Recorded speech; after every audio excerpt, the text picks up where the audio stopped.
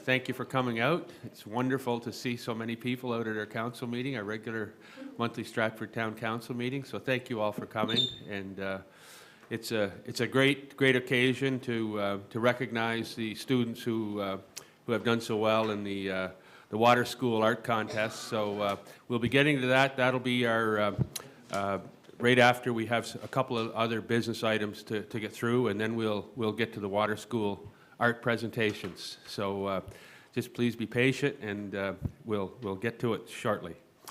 So the second thing I want to do is I want to acknowledge the land upon which we gather is the unceded territory of the Mi'kmaq, and we pay our respects to the Indigenous Mi'kmaq people of this territory, past, present, and future.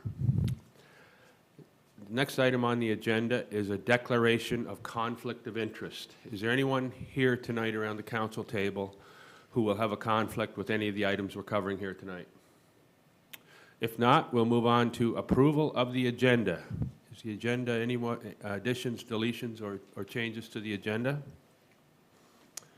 If not, I'll ask for a motion for approval of the agenda. So moved. Seconded. Thank you.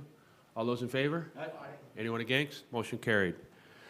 Okay, we're now going to the minutes of our last two meetings. Regular monthly meeting minutes of May 8th, 2024, and our special minutes of our special council meeting of May 22nd, 2024. Are there any additions, deletions, or changes to those minutes that anyone would like to suggest? If not, I'll entertain a motion for approval of those minutes. Moved. Seconded. Thank you. All those in favor? Aye. Anyone against? Motion carried. Any business arising from the minutes that we're not covering here tonight? Okay, we'll now move to presentations from the floor, our water school presentations. Yeah, we did both, yeah, we did both with one. We only need one motion. Okay. All right, this is a great occasion every year. I look forward to this award presentation every year. I think this is my favorite council meeting every year, is the water school art contest presentations. Each year, students participate in a water school to learn about water conservation, and it's really had an impact on our usage, our water usage here. It's actually saved your taxpayers' money to actually use less water and less handling. It's much it's like an investment to have that water school every year, and I know that it stands young people really good and really well in good stead for their future, and it's also good for the future of our community and of our province. The students also participate in an art contest, and the winners are presented with a certificate and a framed copy of their artwork, and we put the winners on a calendar. 12 each month has a different piece of artwork, and with the artwork from the winner, one of the winners from the contest. So we will start very shortly. I just want to tell everyone also that following the presentations, there will be a small reception out in the hall here, and we'll get a group photo. So we'll get everybody together and take a picture. Okay, so I guess we can get started. Again, welcome and thank you, and we'll be announcing the winners now. And we're going to use this side.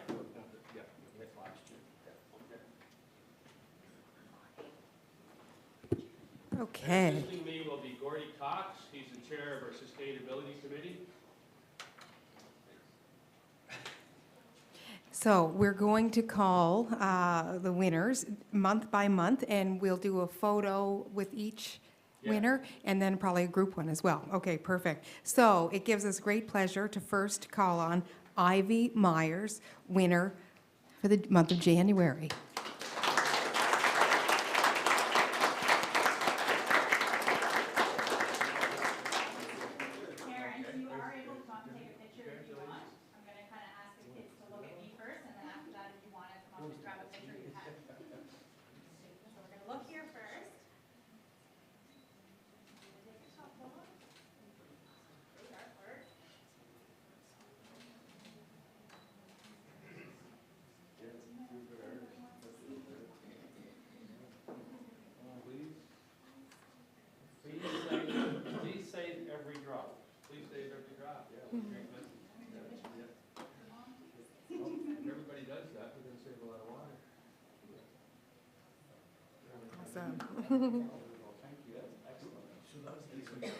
Congratulations, Ivy.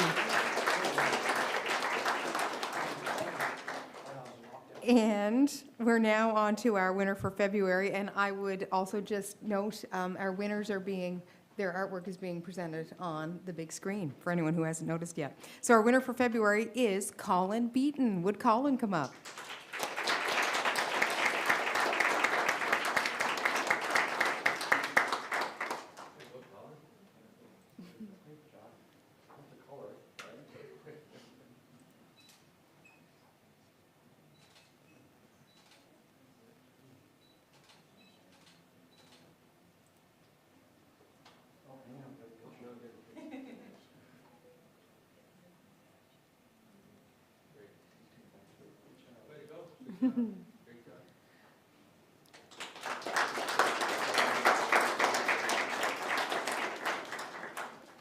Next, we're going to feature our winner for March, which is Kyla Rose. Is Kyla here?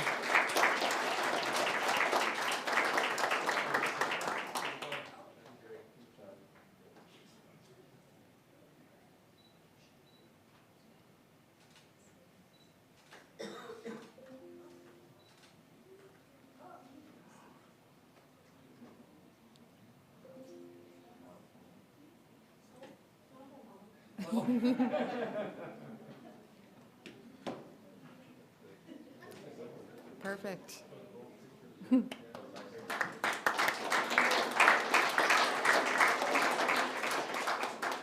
Next up, for the month of April, it's Kaylee Ann Ledrew.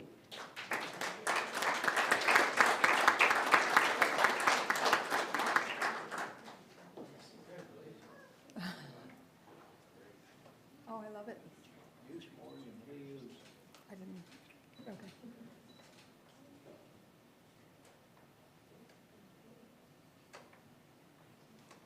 Wonderful, and a wonderful message. Congratulations. Now, for the month of May, it's Jack Fortier.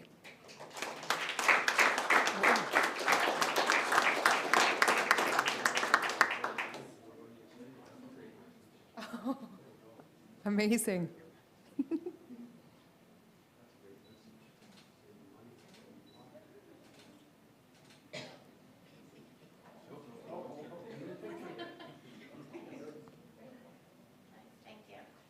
Awesome job, Jack. Great artwork and multiple messages there. I love it. Next, we're on to June, which is Isabella Stewart.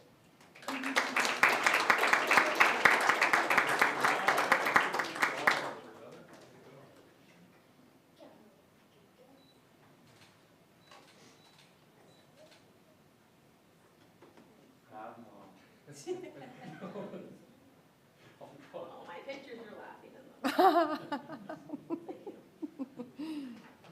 Congratulations, Isabella. For the month of July, Evelyn Starks.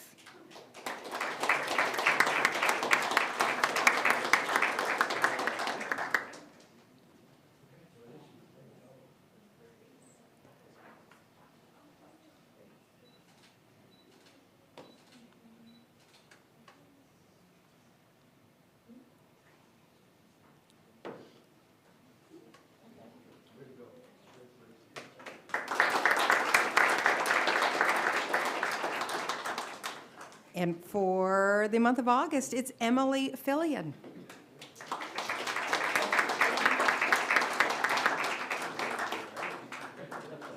An artist, an athlete, all of it. Beautiful.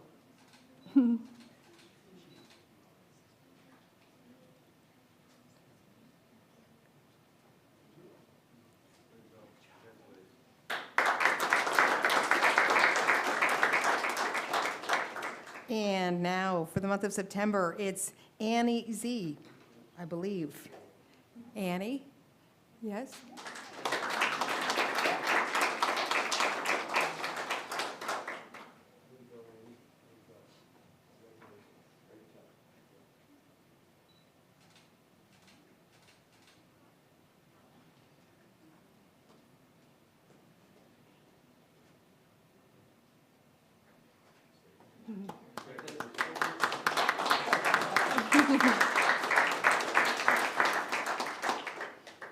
Next, for October, it's Dora Zong.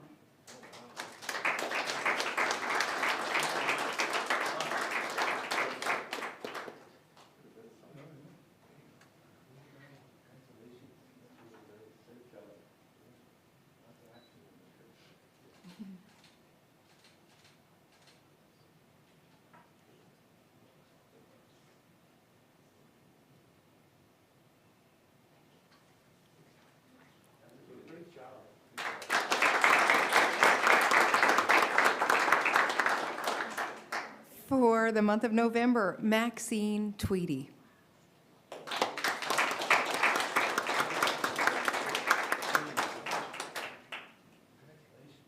Beautiful.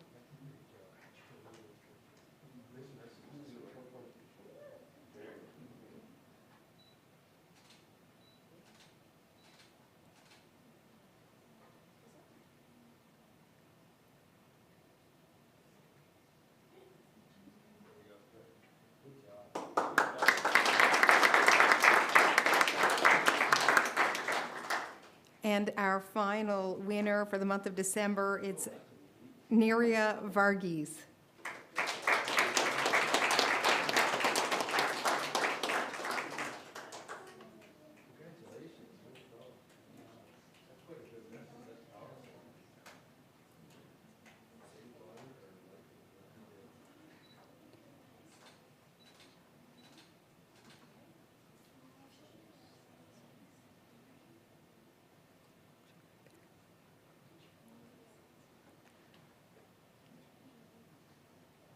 Amazing.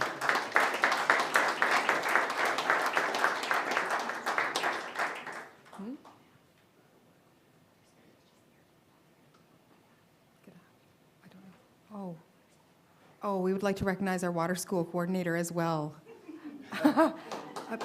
Yes, and I'm terrible. Gordy, do you want to do that? Yes? Gaddafi, yes. Thank you for all your hard work, and I'm sorry. Yes, come. It's incredible. And as the mayor said, it's a wonderful meeting and so much engagement to look out into the audience or the crowd and see all these faces and talented kids and engaged in the community. It's fantastic. Yeah. We're going to do the group shot, that's right, and a reception in the lobby. So we'll ask everyone to join us out there.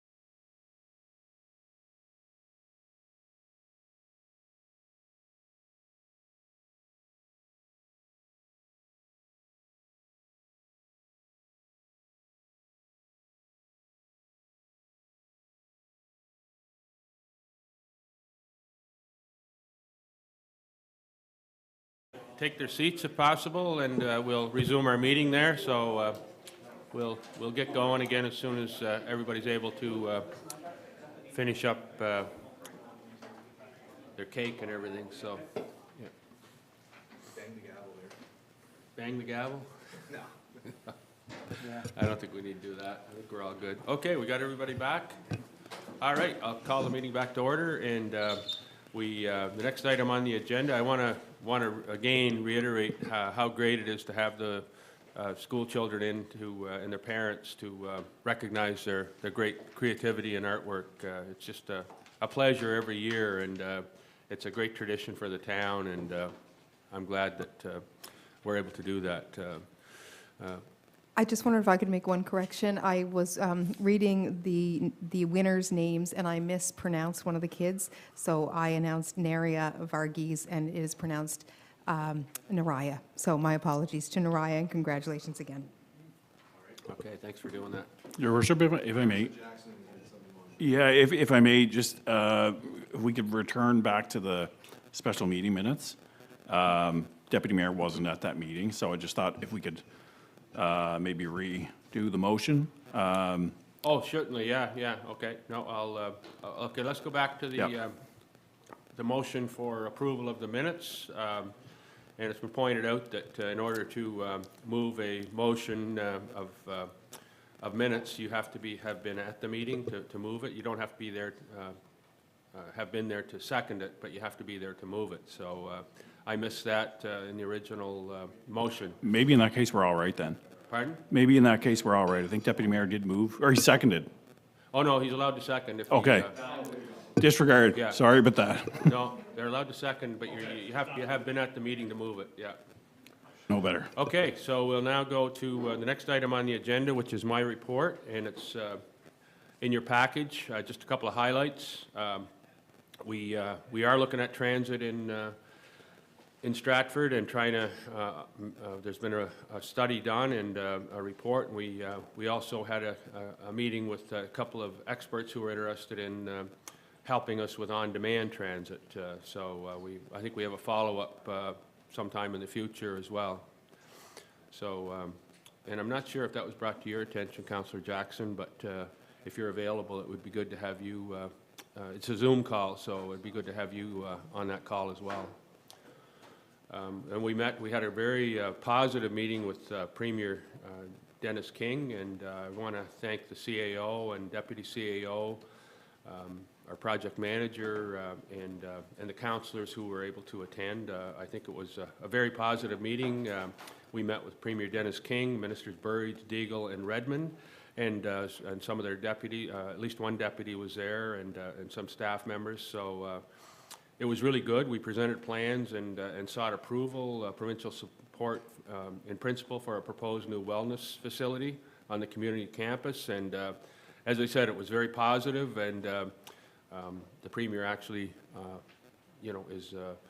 is really supportive of our initiative. So look forward to closing the loop with our federal partners as well, and if we get the same level of support, I think we'll hopefully be able to move forward.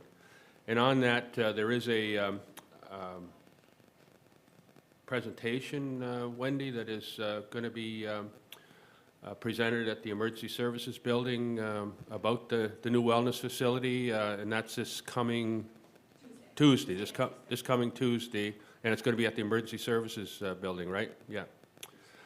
And that's open to the public, and I invite everyone who's interested to come and see what the proposal is for the new wellness facility.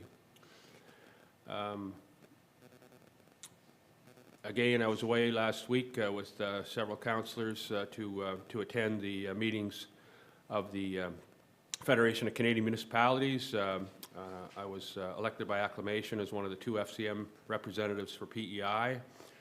I also presented the Shape Stratford project to a group that was interested in municipal initiatives, and there was a lot of really positive and interesting presentations, and I think it was a great learning experience for everyone who was there. So Councillor Cox and Deputy Mayor Delant also were at the conference, and it was really, as I said, a great learning experience, and we were able to bring back a lot of really good ideas for our municipality. One of the things that was really highlight of the last month was the RCMP change of command ceremony to welcome the new commanding officer of the RCMP on PEI, Chief Superintendent Kevin Lewis. That is a ceremony, I'm sure, that goes back and you know, has a great tradition, and it's just a really moving and really impressive ceremony. So I was really, really honored to have been invited to attend that. So thank you very much for forwarding the invitation. It was great. Really appreciated it. Yeah, I guess that's pretty well all my, one of the other things that was really a highlight of the month was the Vimy oak, planting an oak tree that's descended from an oak tree that was at Vimy Ridge, which represent, and it really provides a direct link with children and teachers from Glen Stewart School, and staff and several counselors also attended. And it was really well done by staff, and it was something that I think meant a lot to everyone who attended.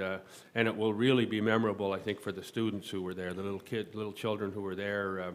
I think were grade 2 students. Yeah, so it was a really great event. I really compliment staff on their organization. There were, I believe 6 stations, and each station had a learning opportunity about the oak and about this important moment in Canadian history, and how planting this tree really links our town with that great event in Canadian history, and where thousands of Canadians were, you know, lost their lives and in the service of our country. Yeah, that's pretty well my report. Any questions on my report? Not a question, Mr. Mayor, but I just want to echo your comments about the Vimy project and the Vimy event that we had. Really do want to try to make that an annual thing. As I stated at Heritage earlier on this month, obviously we can't plant a new oak every year, otherwise we'd have a Veterans Memorial Forest out there, which would be, I think, interesting, but probably not in the best interest of the Memorial Green. But I think it would be a great partnership with the school to bring second graders in every year, go through some of the stations that were in place, and really connect with some of our town's younger residents, and learn some of the history about the Vimy oak. So that will be a focus, I think, of Heritage, as well as we'll put the onus on our community events coordinator too, to maybe work with us on trying to make that an annual event. But it went so well, I think we're going to try to replicate that. Great idea. Yeah. Thank you. And also, last week was the 80th anniversary, right, of landing for D-Day, right? So Yes, you know, right. Yeah. it's these are kind of anniversaries that I think there's only 3 Canadian soldiers that attended, because obviously Veterans they'd were have to be there, yeah. 98 years old or Yeah. 100 years old, right? So we're getting less and less every year. So it's something that, like Councilor McDonald says, something that we should be, you know, not just waiting for the 80th or 100th, but, you know, there's something we could do every year to remember those who serve for us. No, that's great. Thank you. Just comment as well, Your Worship, and what a great addition that the Vimy oak is. It has such a tremendous heritage, in being a descendant from an oak that was destroyed at Vimy Ridge during the landing. And so yet another tremendous addition to our Memorial Greens area. Yeah. And it's getting, you know, quite an impressive, an array of recognitions that people can kind of slowly walk around and read and reflect on in that area. And that can do that any time, any day of the year, you know, any time of the day. Doesn't always have to be just on Remembrance Day. And also, I want to congratulate you on your acclamation as one of the FCM representatives for PEI. Thank you. We know you'll do us proud, and you'll do a great job for PEI. Thanks a lot. I think it's a great vehicle for the town to be able to get our priorities communicated to, you know, the Federation of Canadian Municipalities are the holders of the Green Municipal Fund, and they're the ones that, there's an 11-person jury who decides on which initiatives are funded. They just received another $500 million, and I think they've got close to $2 billion in that fund, $2.3 billion.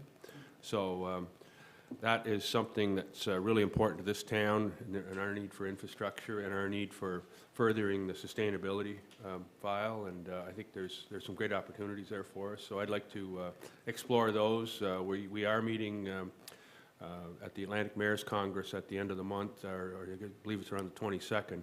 We're meeting with the president of the Federation of Canadian Municipalities, who's from Colchester County. He's coming over for the Atlantic Mayors Congress, and we are going to speak with him about. We're going to present the wellness facility, and we're also the presentation that we've done, and or the staff have done, I guess. And we're also going to let him know that we're very interested in accessing the Green Municipal Fund for as much as possible of this really important piece of recreational infrastructure for our town. So. It's an important organization, and it's, has member bodies, municipalities all across the country. Yeah. And a tremendous lobby group, and we certainly have the year of government. So, Yeah, they had the Prime Minister and all the leaders of all the major, or representatives of all their major political parties. All the leaders except one were there, and so it's, yeah, it's a really important group, and they do, one of the key initiatives that they're pushing is the Municipal Growth Framework, which is a funding model for municipalities across the country. And most of the work was done by the FCM staff member here on PEI, Matt Peltier. He lives in Mount Stewart, and he put together a lot of the analysis and a lot of the, it's very compelling evidence, the fact that most municipalities get less than 9 cents of the taxation dollar of all governments, and here on PEI we only get 2 cents of each taxation dollar. So we're even lower than the rest of the country.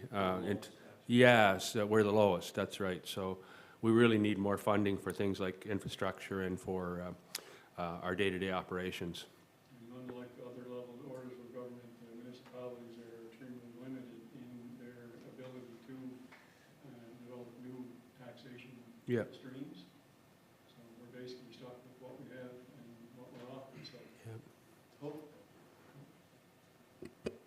So hopefully, in these new negotiation round, that we'll be much more successful in a renewed contract.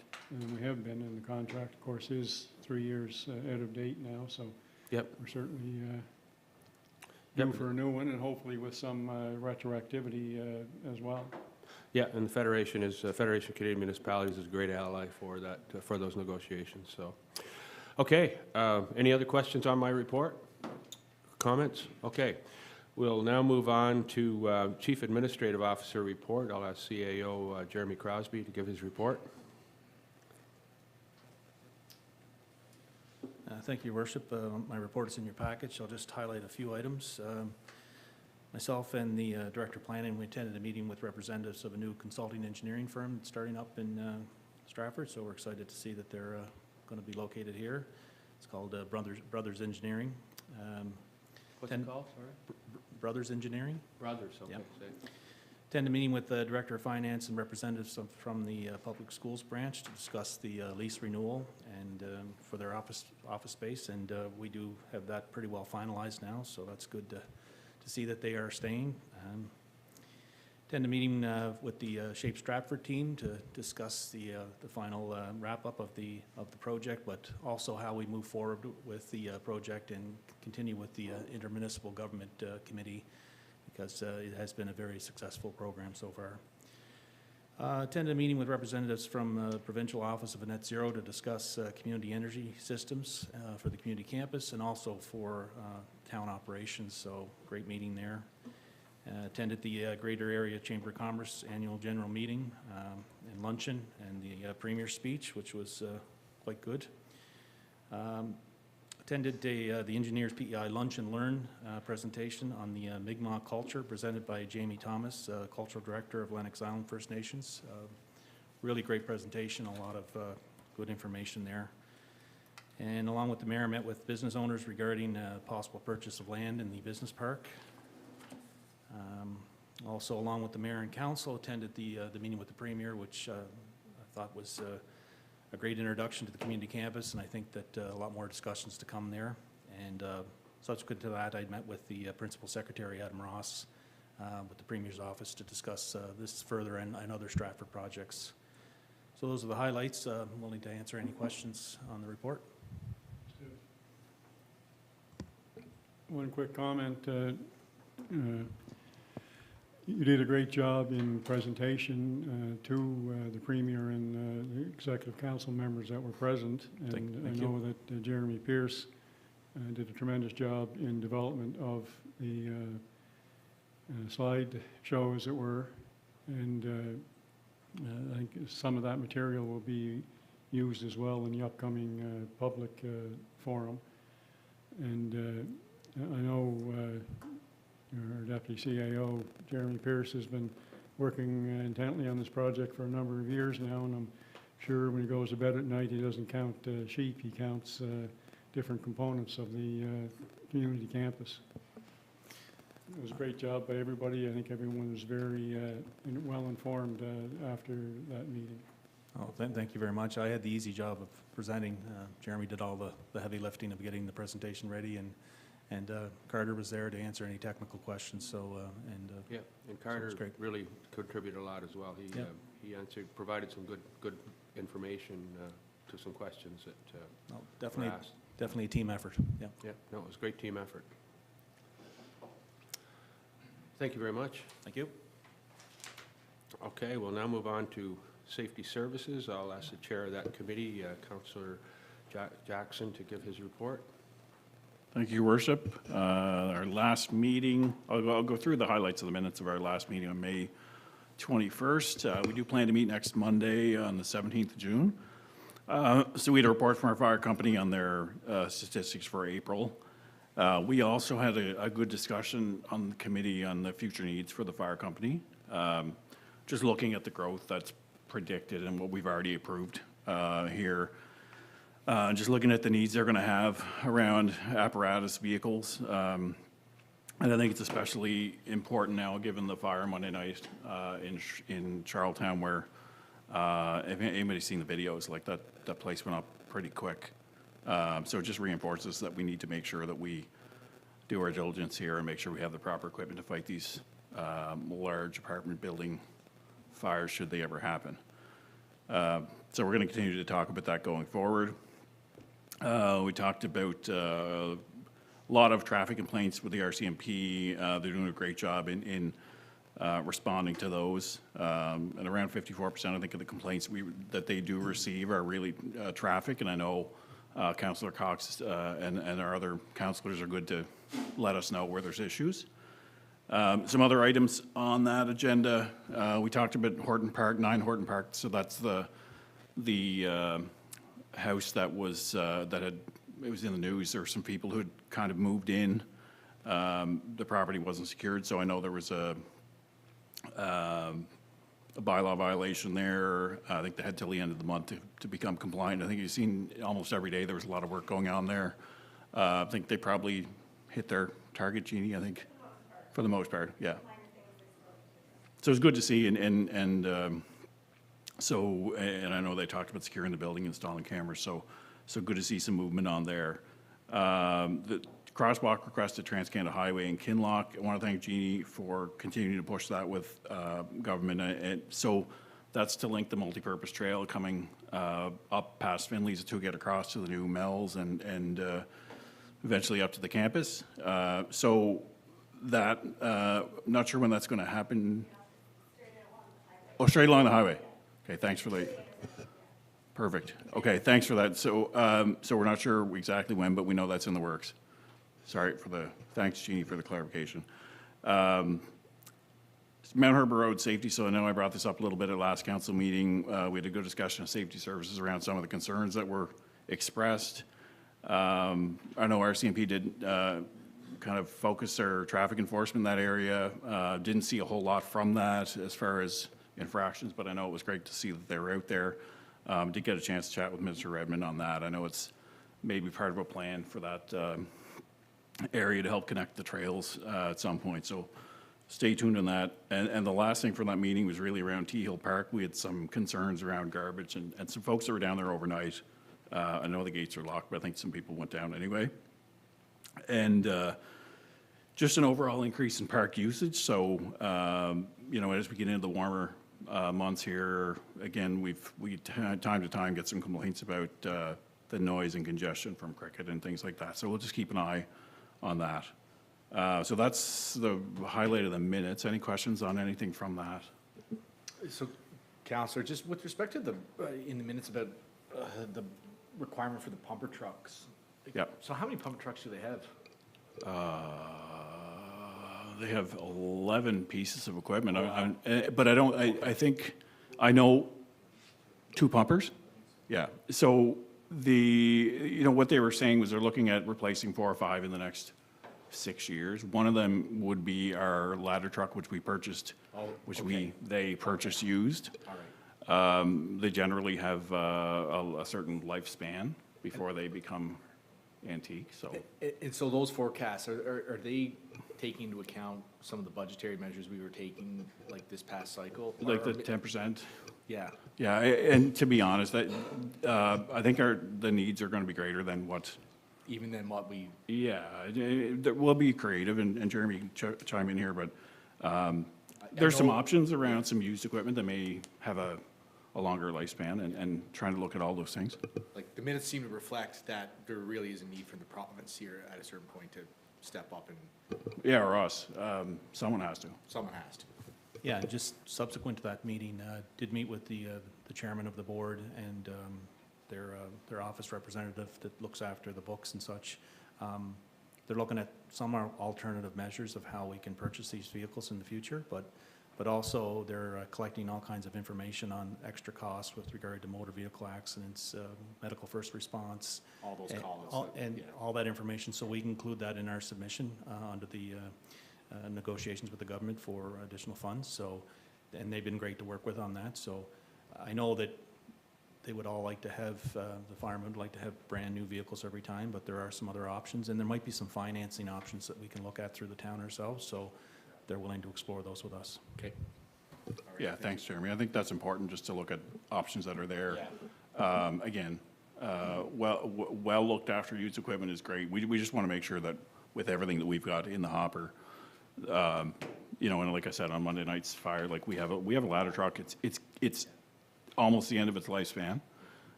So that's something that will probably emerge as a priority for them. So just something to keep in mind. And we did have a good discussion, and it's great to see discussions ongoing with the fire company.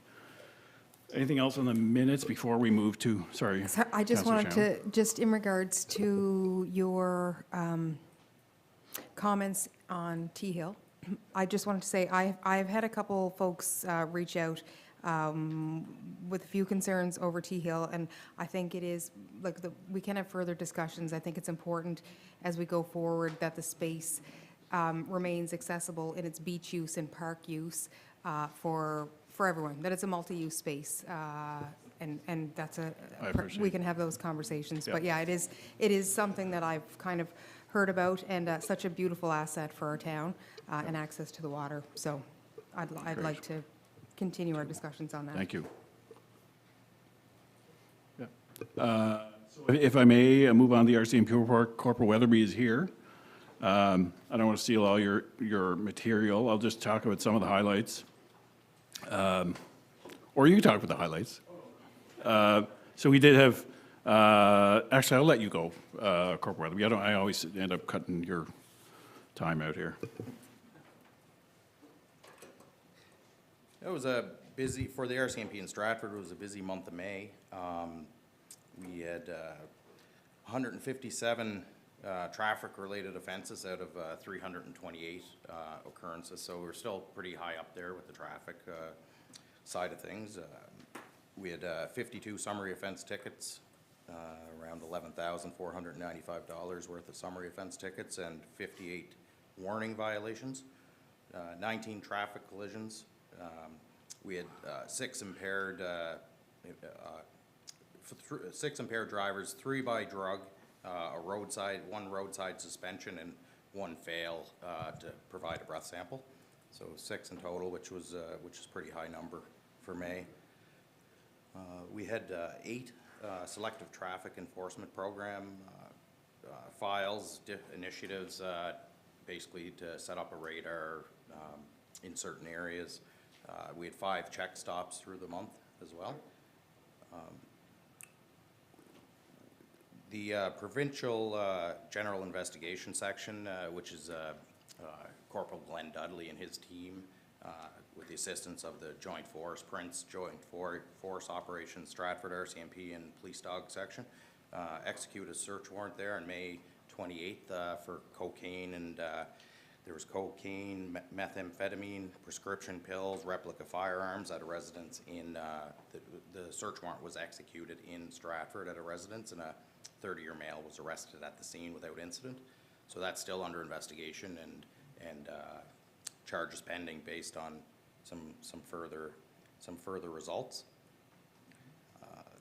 We had a member, Constable Shannon Hodder, attend at the youth garbage pickup event there with the Stratford Youth Community Group on May 11th, just to provide, they were cleaning up all along Bunbury Road, so we had Shannon Hodder out to, to some traffic enforcement and just being present in the area, just to slow some people down, make sure that the youth were all safe during that event.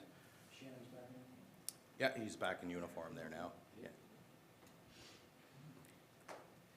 Also in May, there was we have a second police dog service member, Corporal Mark Pierce. It wasn't in the monthly report here, but in May he also did a presentation at Glen Stewart School. So the RCMP now has 2 active police dog section full-time on call 24 hours a day. So which is great for us. We've utilized the police dog section several times through the month as well. So they're always accessible to the town of Stratford.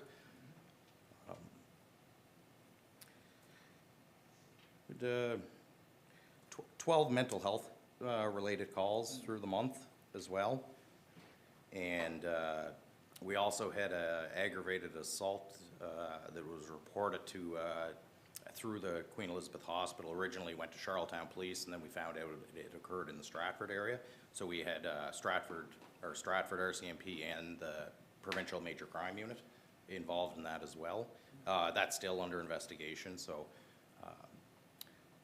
we're still further investigation on that.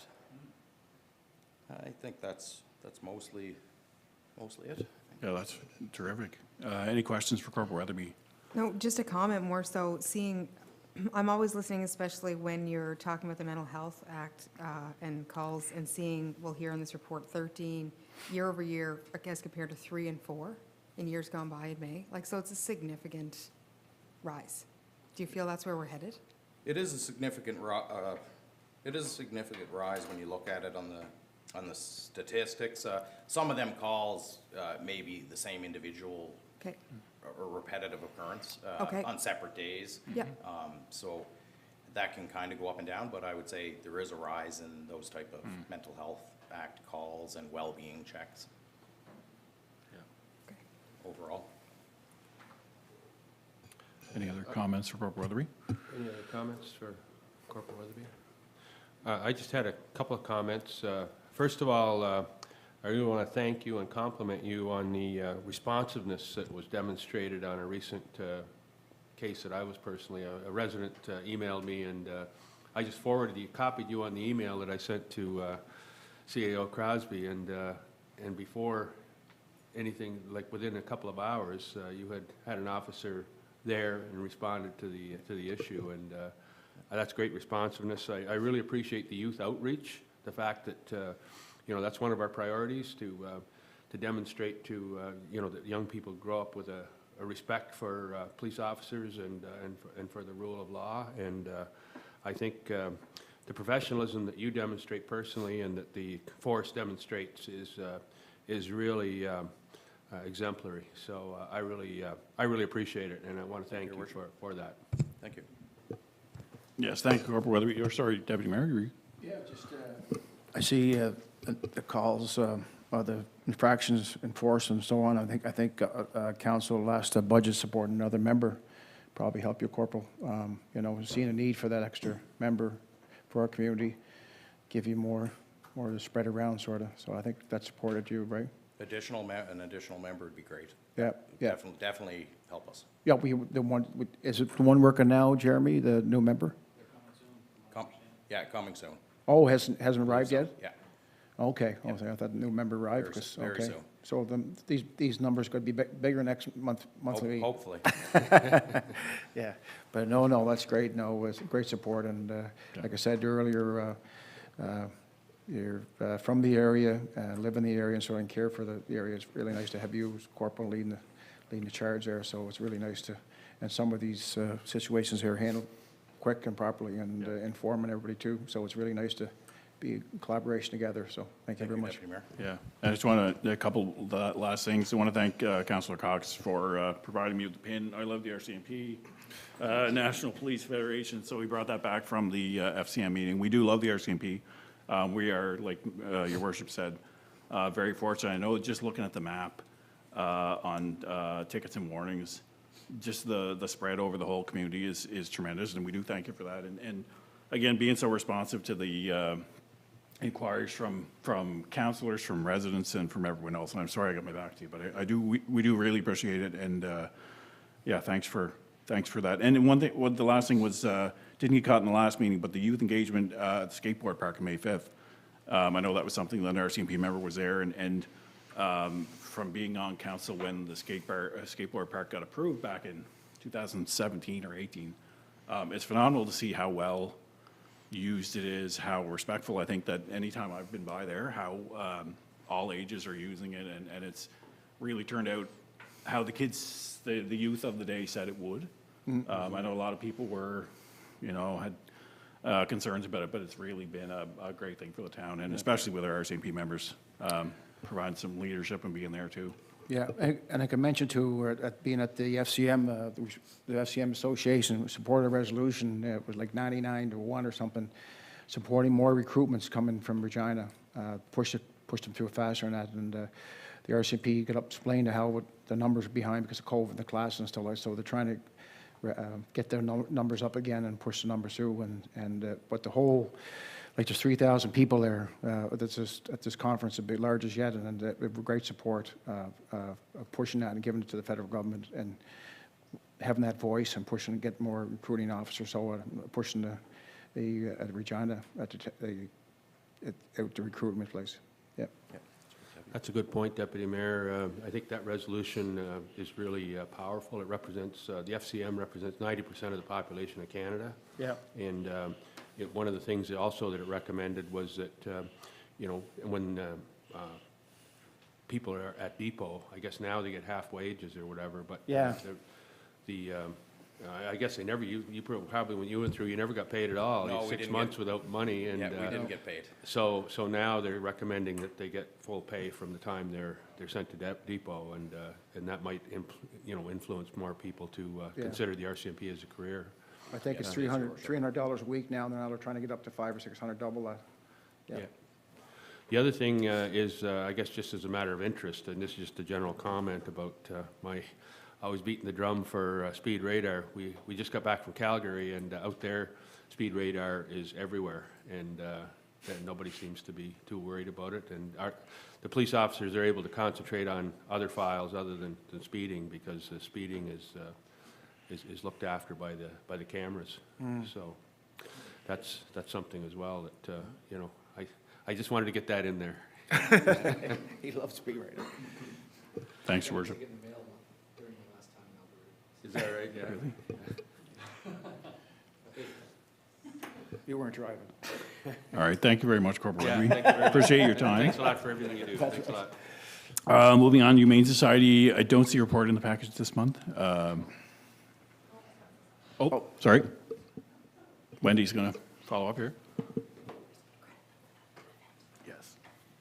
Yeah, I just want to, I know they don't have a report, but I do want to give them credit for the event that they put on at Fullerton's Park on May 30th. They did kind of an impromptu-ish event there that we were able to be part of, and we were there for a couple of hours with them, and just talking about dog leash education and things like that. So we're hoping to do another one this summer with them as well, if all works out. But I just Excellent. want to make sure that we recognize them for doing that. Thank you, Wendy, appreciate that.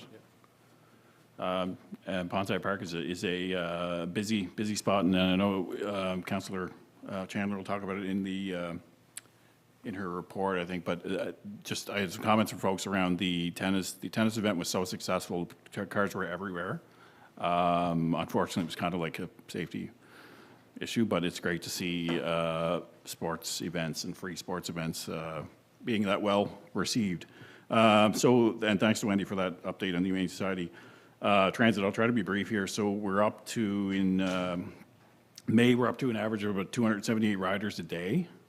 It's up 56% over last May and about 58% year-to-date over last year. So I know every month I'm proud that we're able to say it's growing and growing and growing, and it's great to hear Your Worship and CAO and Deputy CAO for all their work on the transit file, looking at the potential for the on-demand at some point and exploring options there. So continued great work on that. It's a great thing for our community. Just to follow up, the last thing before we get to the resolution here, the fire company reports there are 24 calls in May, 5 motor vehicle accidents, 5 fire alarms, 4 fires. I think 1 was a vehicle fire, and a few brush fires, 3 medical first response, and 1 medical, 1 lift assist. So we're keeping an eye on those. I know I brought that up in the past. I know CAO Crosby has talked about just kind of trying to quantify how many, where our fire members are contributing to things, and it's great data that we can share on with the province on just everything they do and how we need some help for them. So busy month for the fire company, but any questions on that before I move to the resolution? Speaking of fire, I mean, Wendy sent a note out there dropping off donations there with the fire that happened in Charlottetown. There were 24 units and I think 40, 60 people displaced. And I guess you could drop donations of clothing off at Just Joe's here in Stratford. I know I dropped the bag off before coming to the meeting tonight, and they're very appreciative. They're getting a lot of support, so anybody out there... I do appreciate Just Joe's and the other businesses all over town and in the area, Charlottetown, Greater Charlottetown area, who are stepping up in that unfortunate circumstance. Just don't give away that new suit, Deputy Mayor. It looks good. It looks great. If I may, I'll move on to the resolution. It is a nice suit. It's a beautiful suit. Makes I'm me want jealous. to go rent Batman or something. It's all good, Deputy Mayor. So this resolution, numbers SS 004-2024, a noise and nuisance bylaw exemption for 42 Mullimore Drive, from the Safety Service Committee, moved by myself. Whereas the residents of 42 Mullimore Drive are hosting a family wedding on August 10, 2024 on their property and have requested an exemption from the noise and nuisance bylaw to allow a reception to continue until 1 a.m. And whereas pursuant to Section 5 Noise and Nuisance Bylaw, Council may approve an application for an exemption from any of the provisions of the bylaw. And whereas the applicant shall contact the immediate property owners to inform them of the event. And whereas the applicant has indicated that off-site parking has been arranged along with a shuttle service to transport guests to and from the reception. And whereas the town shall contact the Stratford RCMP regarding this event and the terms and conditions under which the event will be conducted. Be it resolved that an exemption from the noise nuisance bylaw be hereby granted for a wedding reception being held at 42 Mullimore Drive on August 10, 2024 until 1 a.m. on August 11, 2024. This resolution bears the recommendation of the Safety Services Committee as conducted by email poll on June 4th, 2024. So moved. Second. Moved it? Yeah, second. Okay, thank you. Okay, any discussion on this? If I may, Your Worship, I just want to thank Jeannie and the Safety Services Committee for kind of highlighting all the different considerations, and Jeannie for following up on every one of those and making sure that this will go smoothly, as other exemptions in the past have. I know there's been weddings, at least probably a couple every summer, that are well organized on our part and on their part. The neighbors are all on board. Just credit to all the residents of Stratford who actually do all the work on this to make sure everybody's aware. RCMP and so, yeah, so it's good. We have great confidence that this is going to go off with a hitch, I guess, at the wedding, but sorry, I had to. If I can add one thing. Dad joke. Like, this is on a Saturday night too, and I know that the neighbors in this case are all on board, and and to me, this is actually really great to see because, you know, the 2024 cancel culture is not part of this. So it's nice to see where it goes back to old school, where you can have an event in your yard and people are actually applauding you for doing that. And so it's nice to see everybody come together and have this event.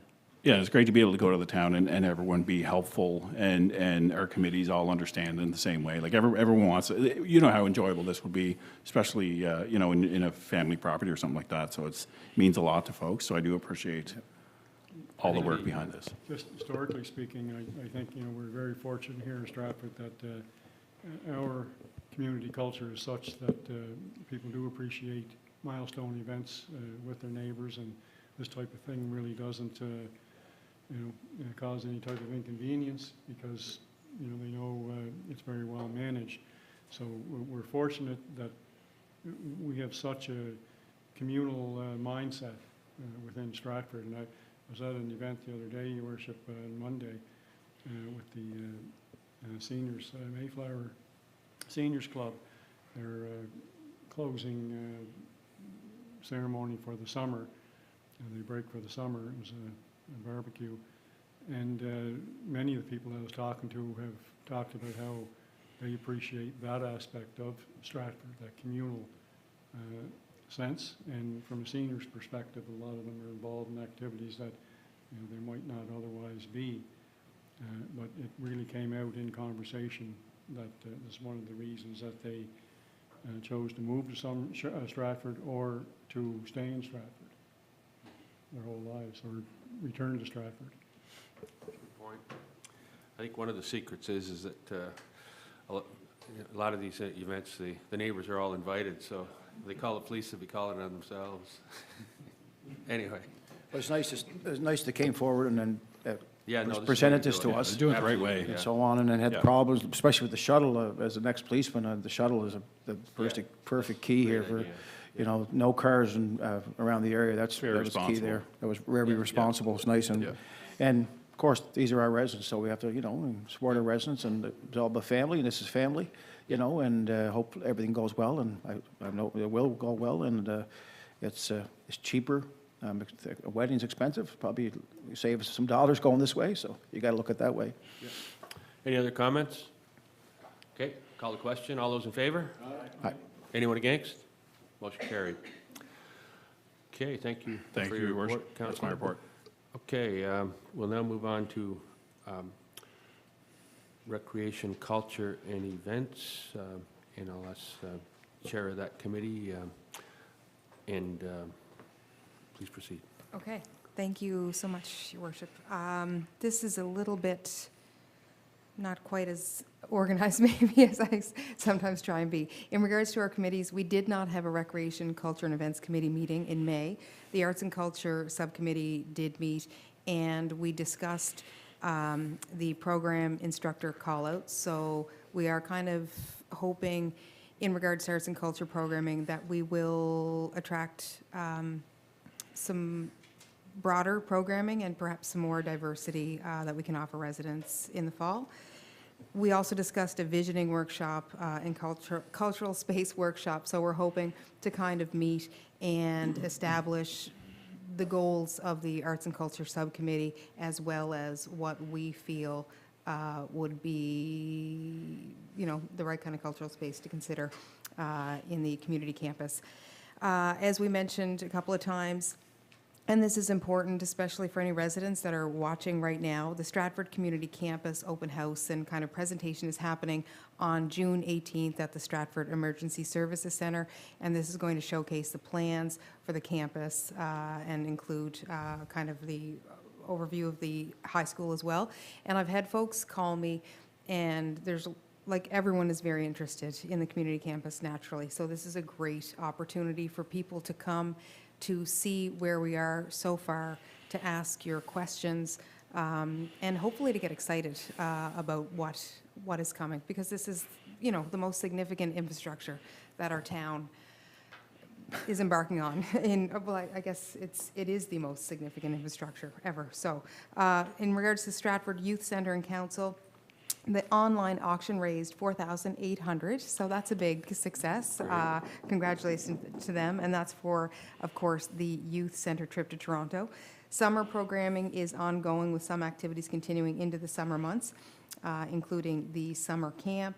I also wanted to note, and I don't know if anyone participated, but it was very successful, the flea market and town yard sale. I don't know if you guys took it in, but there was the kind of overview map. There was the Google map that listed all the residents participating. It was really well done.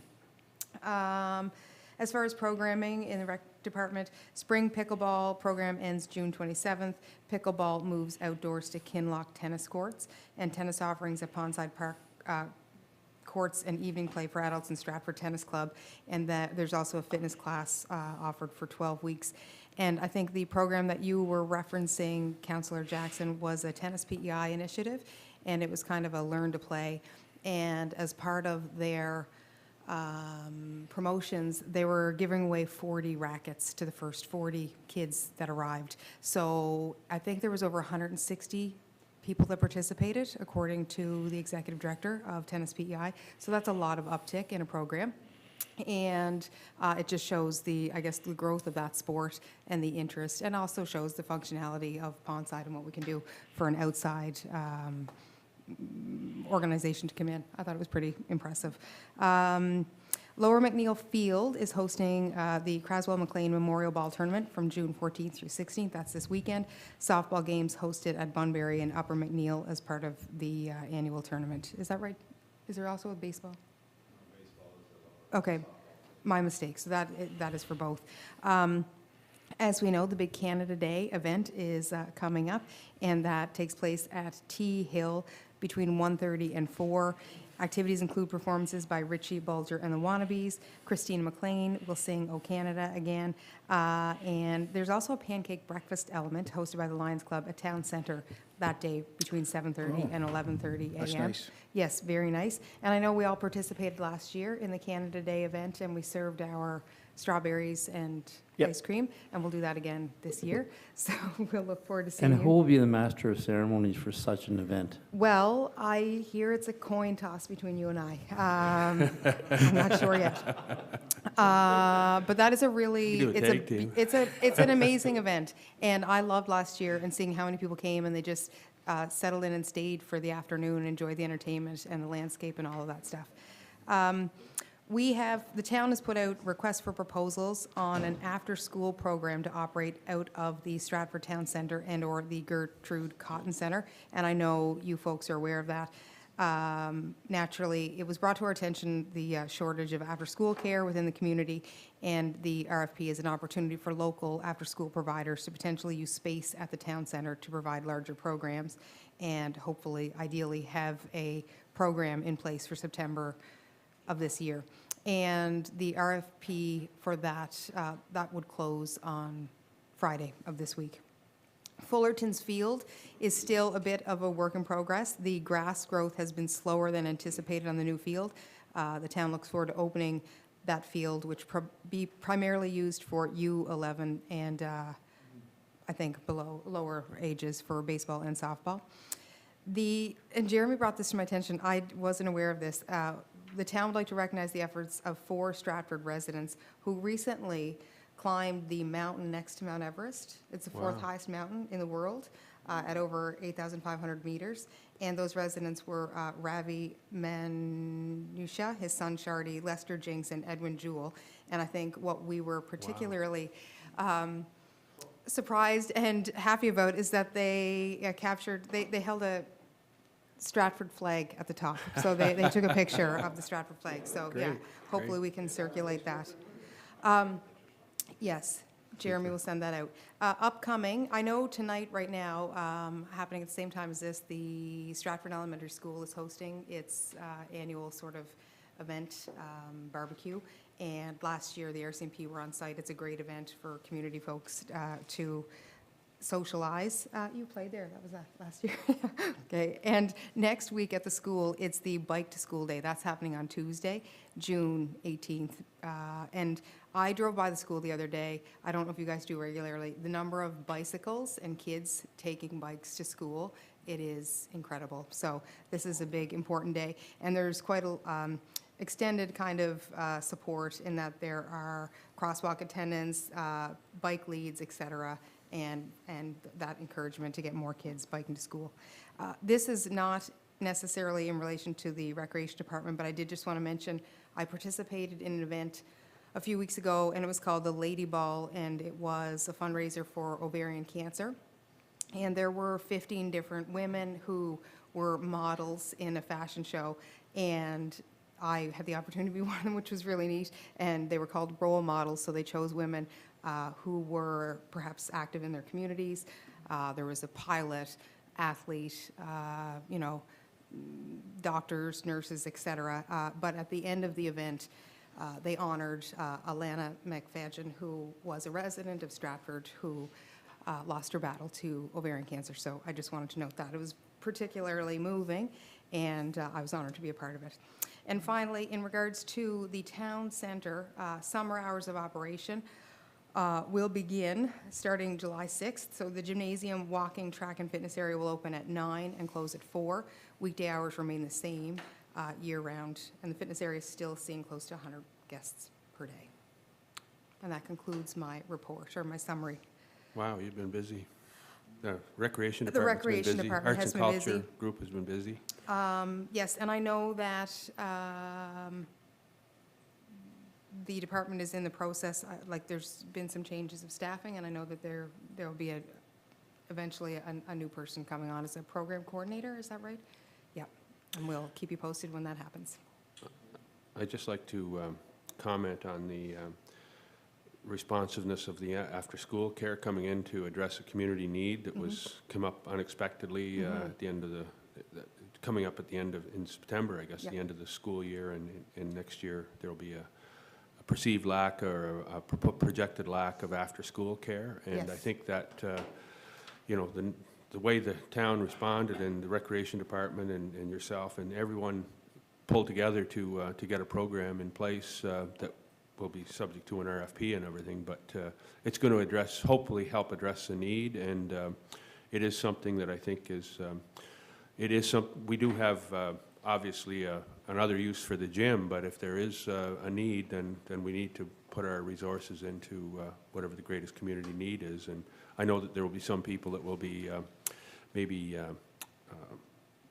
not real happy about it, but it is something that we do need, and hopefully we'll be able to meet all the needs in short order when we get our new wellness facility. Yes, ideally, and I think, Jeremy, I think at this point, we've had a few respond to the RFP. Maybe you can speak to that.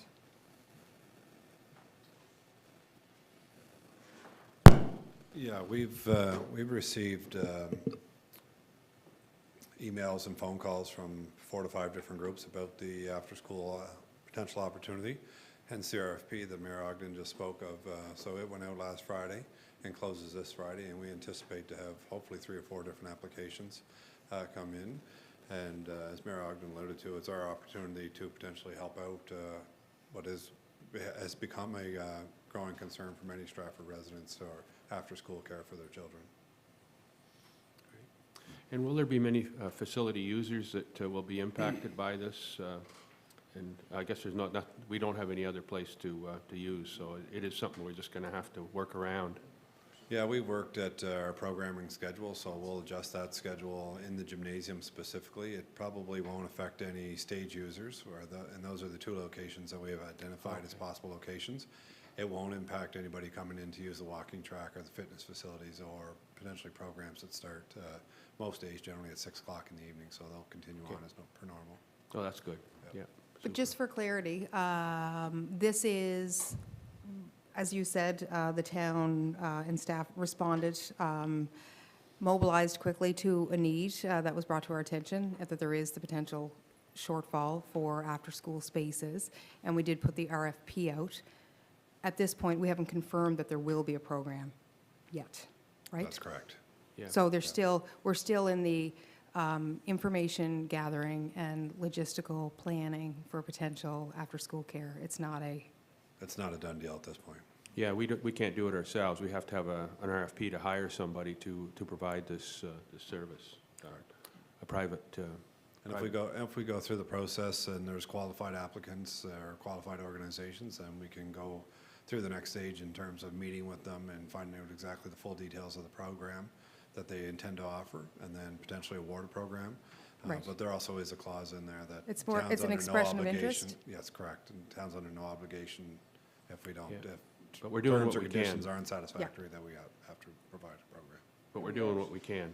And we have support all around the table, like, everybody was reached out by Jeremy, who support this issue.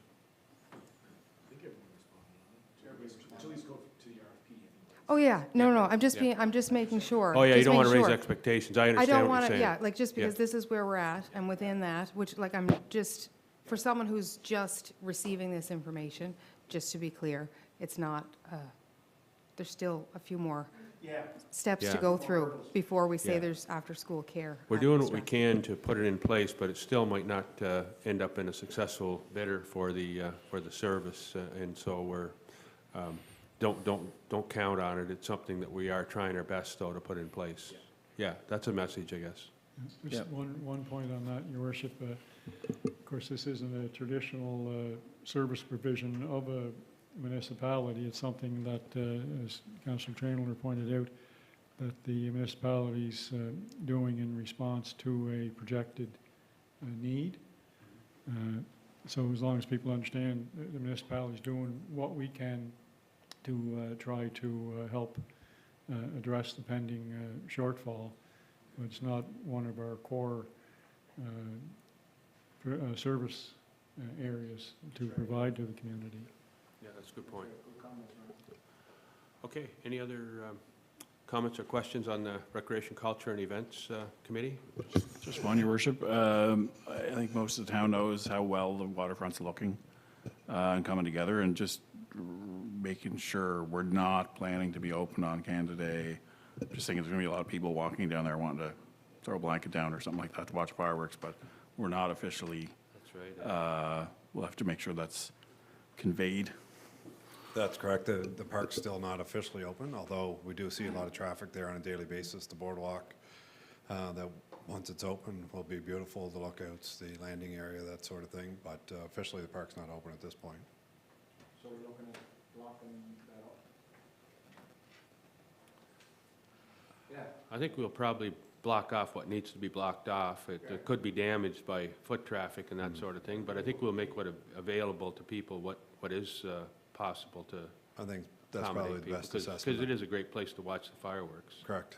I'm just going back to when the snowbirds were here, there's packed solid down there, I was down there. Is that right? Yeah, yeah. Vehicle traffic, and people walking down, so I think we probably, in the best interest of the town is to block that off, people can walk down, but Yeah, there's vehicle traffic. Sure. Yeah. Yeah. It's still, well, we're still more than 2 weeks out, right? yeah.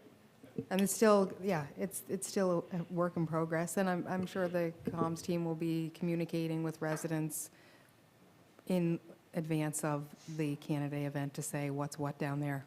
Yeah, we'll make a decision internally as to what the status is, but it would be our hope that we can allow people to be down there to watch the fireworks on the grass area. The path probably won't be open, but, I mean, we'll certainly put a message out either way so that residents know. That's great. I'm going to volunteer Councillor Cox and myself to be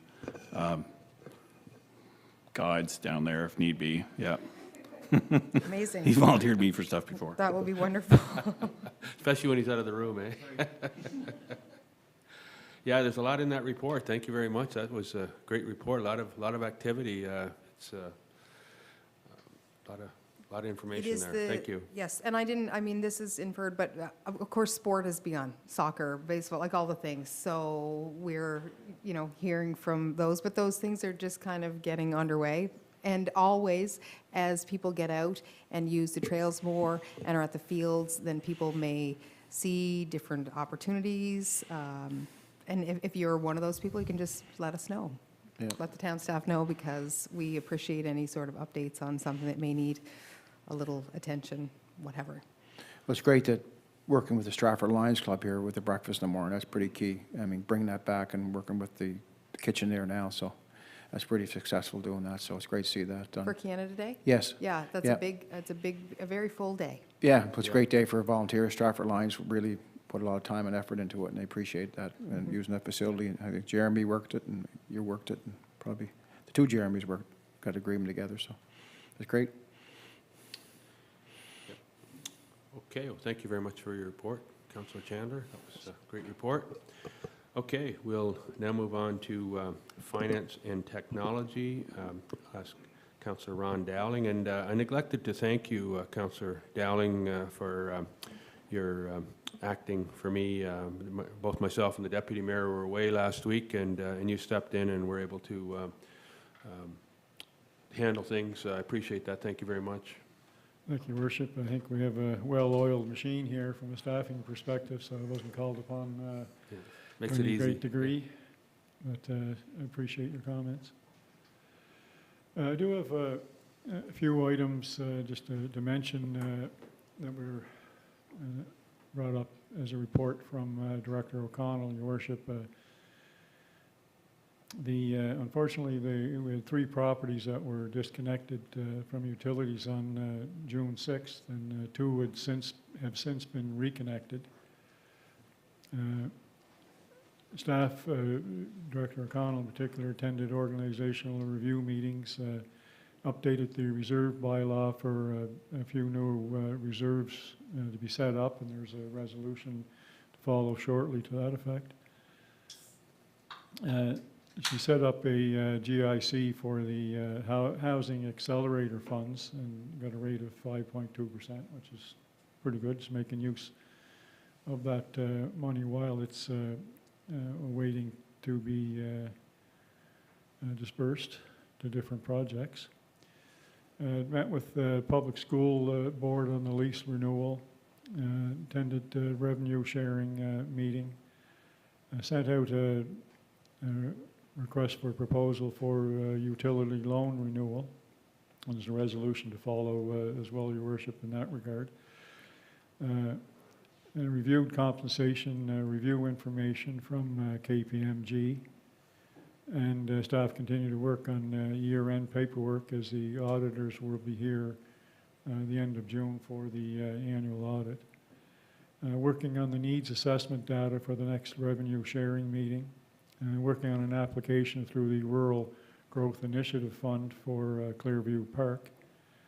And she, along with other staff members and yourself, Your Worship, attended the annual general meeting for Maritime Electric, and attended the Kerry Finance Committee meeting.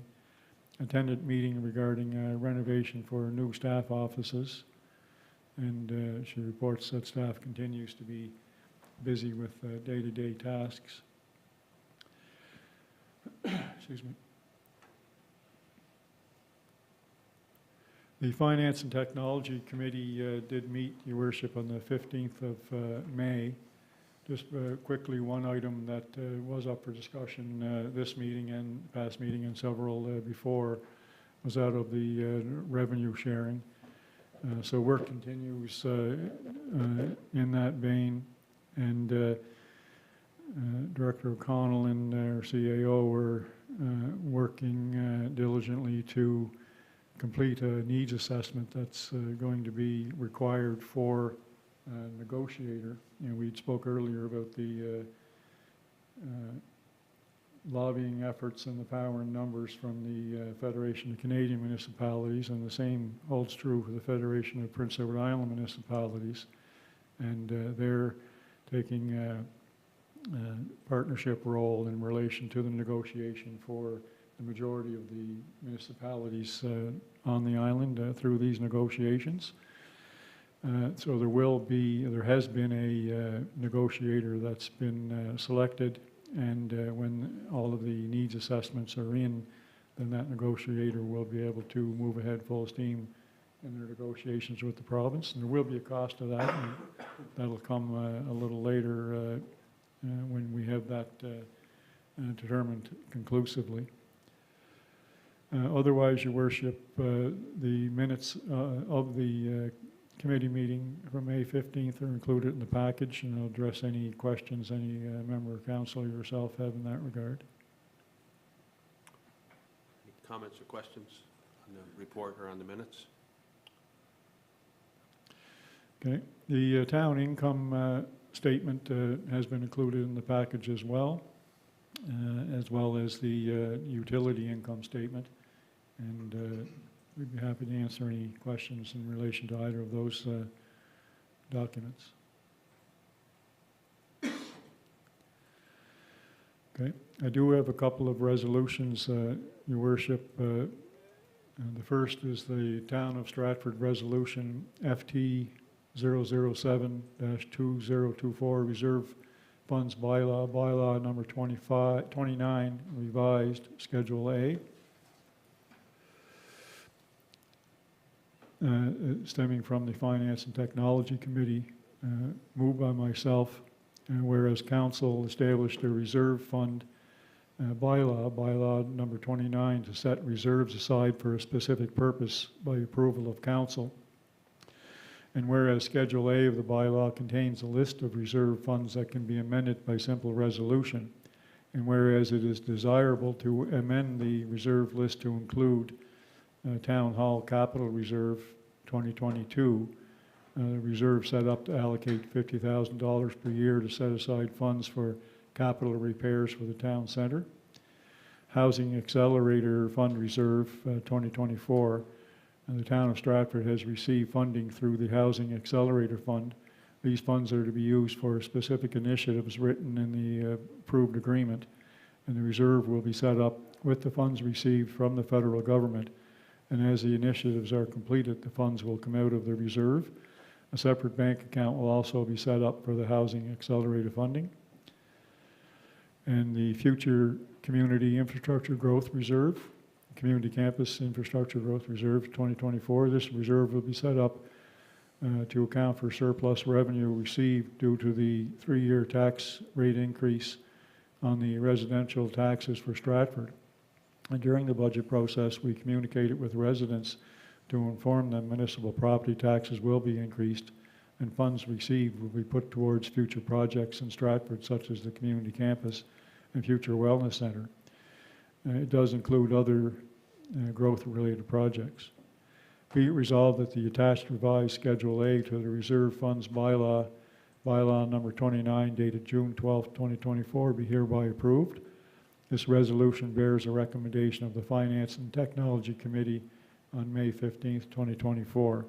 And I'll make note, Your Worship, that a full listing of the bylaw 29 is on the next line item within 11C. Okay, do I have a seconder?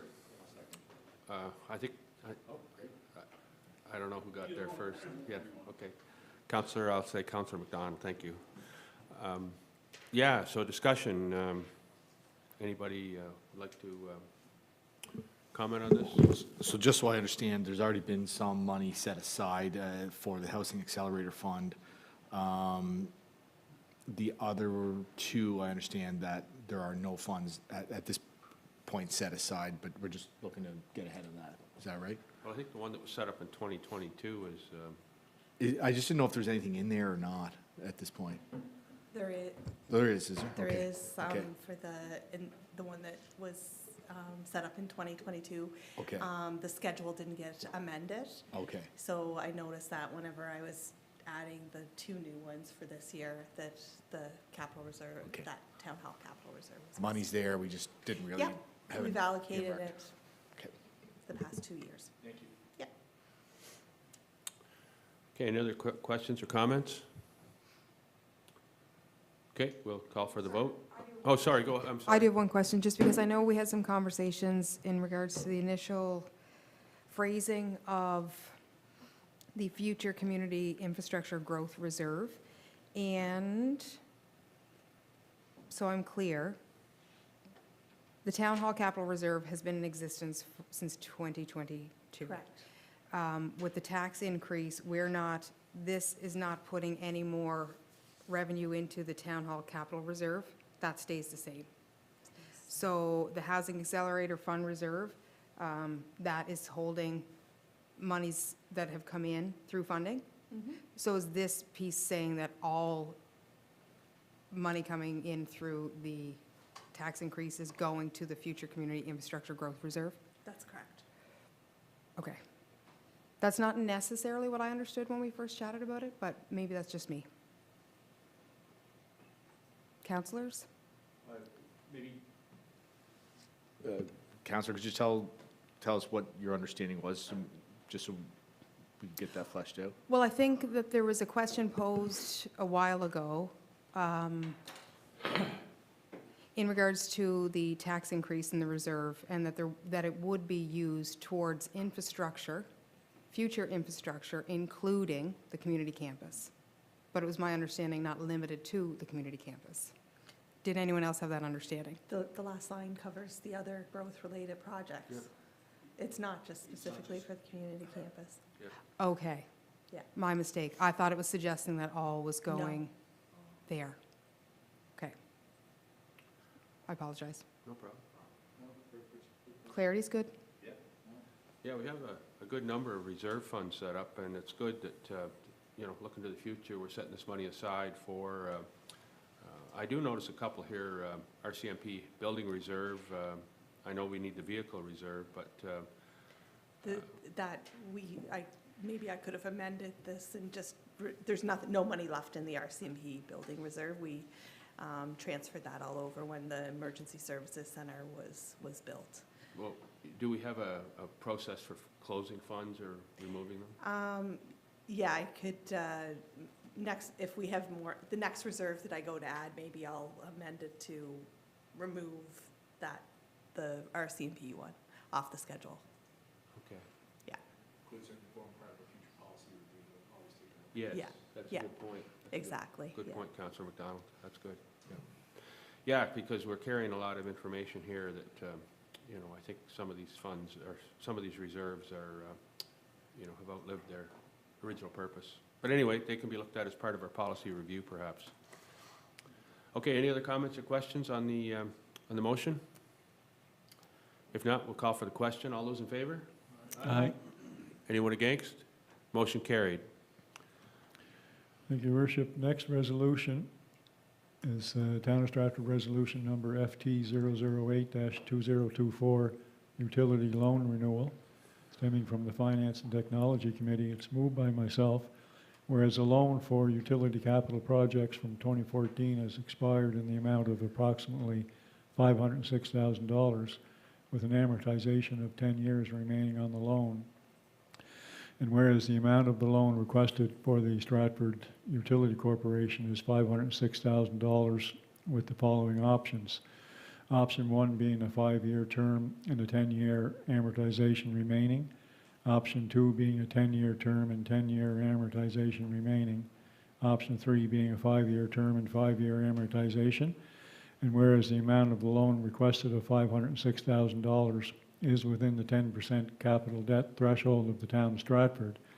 The current borrowing limits for the town of Stratford, based on our total assessed tax base, is $261,487,555. So 10% being a threshold of $126,148,715, of which we're using $15,911,256 as of March 31st, 2023. And whereas we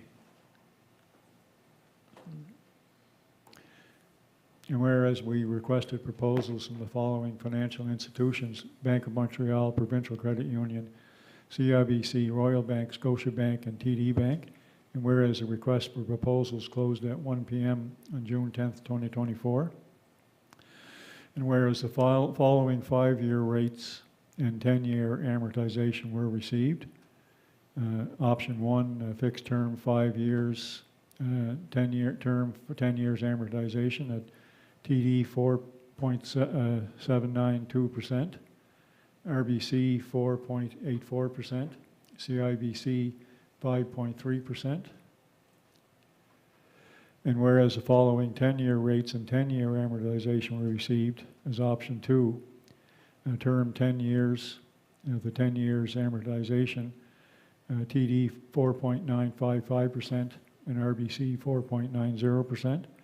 And whereas the following 5-year rates and 5-year amortization were received, fixed term is option 3, term 5 years with 5 years amortization, TD 4.856%, RBC 4.94%, and CIBC 5.667%.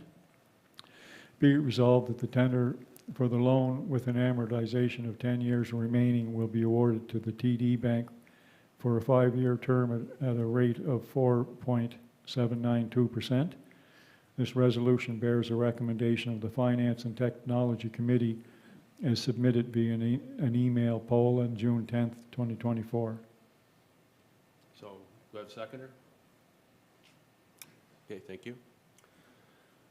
Councillor Cox. Yeah, so any discussion, any comments? The hope is that with the way the Bank of Canada is going, we'll see a more favorable borrowing climate in 5 years. So that's the rationale, I think, really why we're going, why the Finance Committee went with what we proposed, I think, in terms of the options there. So better days may be ahead for the borrowing climate, so we'll just get through this, we'll get through this term of the loan and then see where we're at in 5 years. Thank you. And I should have asked this question when the email poll went out, but did we consider, when do we use the banker's acceptance approach for? We use that on higher loans. So this is too low to? Yes. Okay, I Yeah, got you. yeah. Okay. Any other comments or questions? Okay, call for the question. All those in favor? Aye. Anyone against? Motion carried. Okay, Thank you, Your Worship. thank you for your That will report. conclude my report for this month. Thank you for your report, Councillor. Okay, we'll now move to Planning, Development, and Heritage.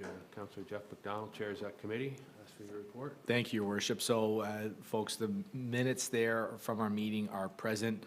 A lot of it would be familiar to you already, considering it's mostly a rehash of the resolutions that were before you during our last council meeting. We're still awaiting some updates on the Fry Factory situation, so that's still held in deferral at this point in time. We're looking for the road to become a little more realized and then the lot sale process ironed out. So stay tuned on that. We'll hopefully have more information coming before you when that process, I guess, gets a little closer to completion. In terms of the naming of the roads, we had a follow-up discussion at planning about that process.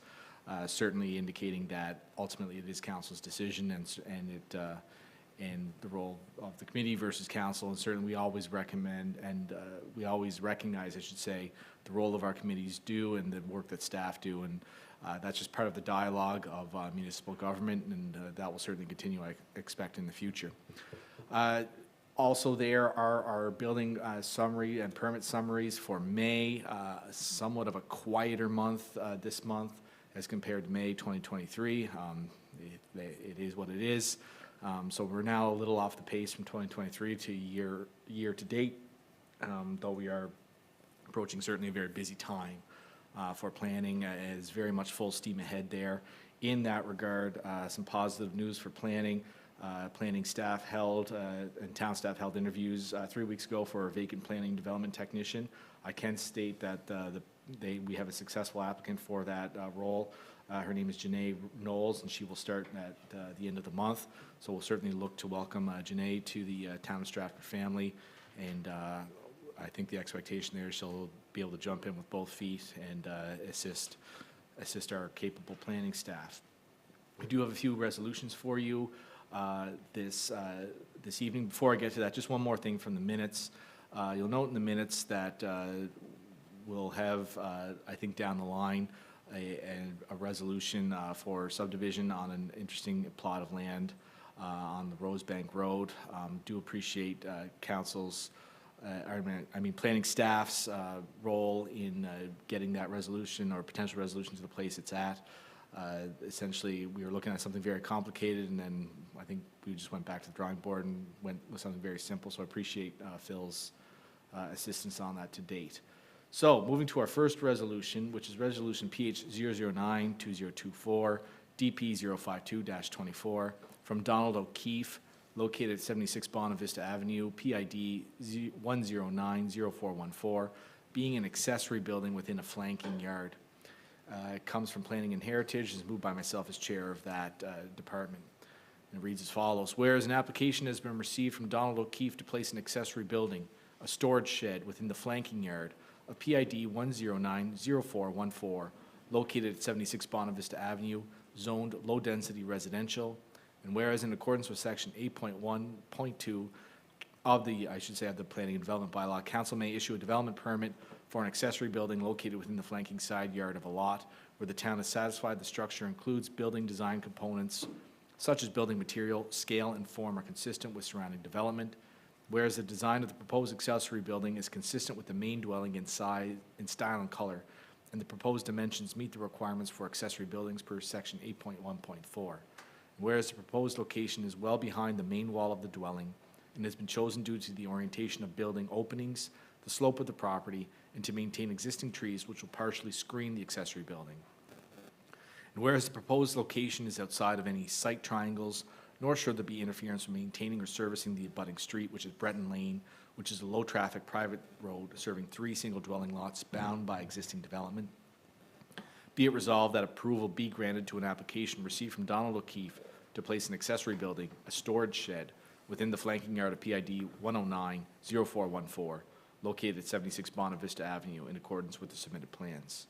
This resolution bears the recommendation of the Planning and Heritage Committee as discussed at a meeting held on June the 8th, 2024. Okay, do I have a seconder? Thank you, Councillor Jackson. Okay, discussion. Any discussion needed here? Just to provide some background, essentially, yeah, there are some photos of the proposed shed as well as an aerial view of the proposed property. Essentially, our bylaw restricts accessory buildings being placed on front or flanking yards in certain situations.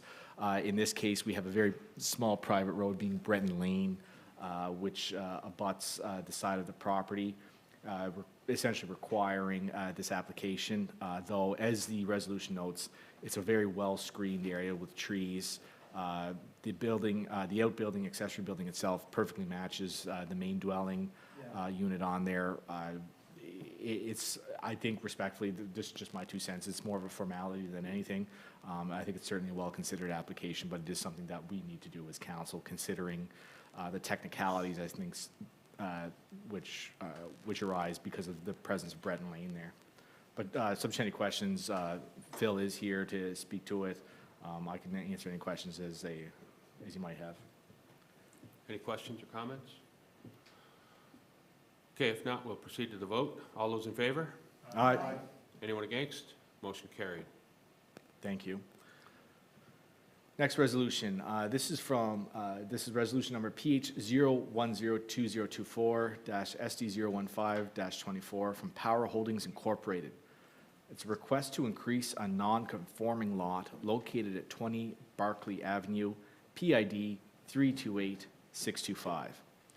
It's moved by myself as Chair of Planning and Heritage, and it reads as follows. Whereas an application has been received from Power Holdings Incorporated on behalf of Gail McDonald for a request to increase the lot area of non-conforming lot, PID 328625, located on 20 Barclay Avenue. Whereas in accordance with section 8.12.1 sub A of the Planning and Development Bylaw, council may approve an increase in the area of any undersized lot, notwithstanding that it may still have less than the minimum frontage, depth, or area required by this bylaw, provided that this increase does not further reduce an adjacent lot which may be below the standard set out in this bylaw. And whereas the lot area increase to the non-conforming lot at 20 Barclay Avenue at PID 328625 proposes a total lot area of 471 square meters, which is 5,072 square feet, and a frontage of 18 meters, which is 60 feet, having less than the minimum area and frontage required by the bylaw, which is permitted per section 8.12.1 sub A. A side yard setback to the existing non-conforming building of 2.4 meters, meeting the minimum requirement of 2.5 meters with a variance of less than 5% to be granted by a development officer, and a 1.5 meter or 5-foot encroachment of the existing non-conforming deck permitted per section 8.5 of the bylaw. And whereas the lot area reduction to the adjacent lot, which is 22 Barclay Avenue, PID 520247, proposes a total lot area of 713 square meters, or 7,680 square feet, meaning the minimum requirement of 700 square meters, or 7,535 square feet, and a total frontage of 27 meters, or 90 feet, meeting the minimum requirement of 22 meters, or 72 feet, and a side yard setback to the existing building of 5.7 meters, 18.56 feet, also meeting the minimum requirement of 2.5 meters, or 8 feet. Be it resolved that approval be granted to an application received from Power Holdings Incorporated on behalf of Gail McDonald for a request to increase the lot size of a non-conforming lot, PID 328625, located on 20 Barclay Avenue, in accordance with the preliminary plan showing lot 2024-1 and lot 2024-2, which is a proposed property consolidation and subdivision of property of Power Holdings Incorporated and others, bearing a drawing number M-24-157, prepared by Mantha Land Surveys Incorporated, dated May 28, 2024. This resolution bears the recommendation of the Planning and Heritage Committee as discussed at a meeting held on June the 8th, 2024. Seconder? Thank you, Councillor Cox. Okay, discussion. First of all, I want to mention that there must have been a lot of work for planning staff to, for all this information to be analyzed, and I know it's complicated. The development in this area has been sort of evolved over the years, and it's one of the first areas in town that was developed, so it is something that I guess we're sort of, this moves us towards total conformity with our planning requirements, but it's not quite in line, but there was quite a discussion. Anyway, I'll turn it over to you. Yeah, I'm wondering if we could bring up the preliminary survey plan. Thank you. So I think, and this is not a criticism at all. I think the way the resolution is worded, it might make it seem a lot more complicated than this actually is. Essentially, we have two lots, 22 Barclay and 20 Barclay. 22 Barclay is perfectly fine as is. 20 Barclay is already undersized. The proponents of the resolution, they're essentially looking, you're going to see on the survey a dashed line and then a solid line. Essentially, that area that's created by those two lines is essentially currently owned by 22 Barclay. The owners of 20 are looking to purchase that. They're currently using it on a license basis. And so essentially they're looking to move the boundaries of these two lots to recognize the sale of this small slice of land. And essentially what it's going to mean is already 20 Barclay is already undersized. Even after this sale, it's still going to be undersized. So it does need a resolution. And it's something that council needs to discuss. The good news is that 22 Barclay will still be well within the tolerances. Barclay is in an older area of the town, as can happen sometimes in older areas of development. Property lines can shift. We can have non-conforming lot sizes that were done 30, 40, 50 years ago. And now with, accurate land surveys, with GPS equipment, with more modern development standards, we're having to deal with some of these undersized lots or non-conforming lots or encroaching onto existing lots. All of which is to say, I think really it's it has to be done for this sale to happen. for us to recognize that this still is going to be an undersized lot. It's just going to be, after this purchase and sale of this land, less undersized. So nothing is really significantly changing, except I think the owners of 20 Barclay will now have a little bit more land to use as they see fit, rather than just on a license basis. But I think that's the best way I can boil this down, but certainly Phil and Dale are here to answer any questions about it. Any other comments or questions? Okay, we'll call for the question. All those in favor? Aye. Anyone against? Motion carried. Okay, that is all for now, certainly on my report. Lots happening, lots of discussions about potential subdivisions. Stay tuned, I suppose, and we'll see where those go. Subject to any questions, Your Worship, that'd be my report, though. Thank you. Okay, we'll now move on to infrastructure. I'll ask Deputy Mayor Gallant to give his report. Thank you, Your Worship. I'll just go over the infrastructure committee meetings were held on May 16th. It's in your package there. We talked about a few, our waterfront boardwalk and so on, our lift station, and everything else. Community campus, solar arrays, we talked about tonight. And a little thanks for the work at the Cotton Park. Talked about earlier the great work from Carter and Joe. Adding the 2 grants we received, the amount approximately $300,000 in the heat pumps and so on. I'll move down to the infrastructure memo. It was dated June 12, 2024.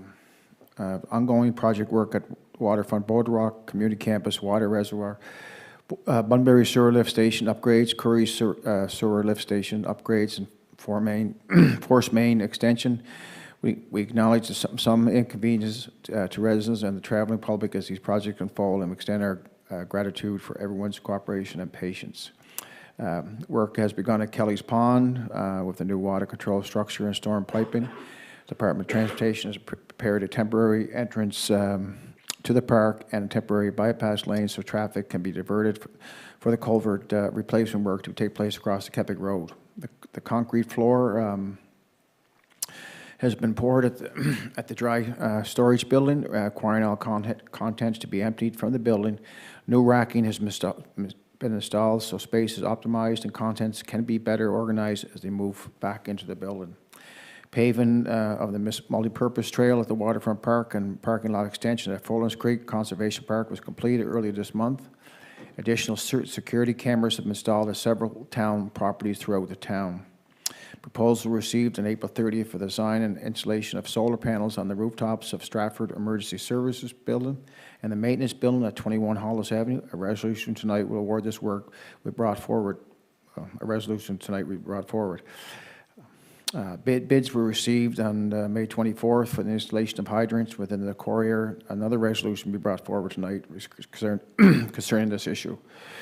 Infrastructure staff has been busy with the following: hiring process for casual season employee contingent with most positions filled and then remaining to be filled by the end of June.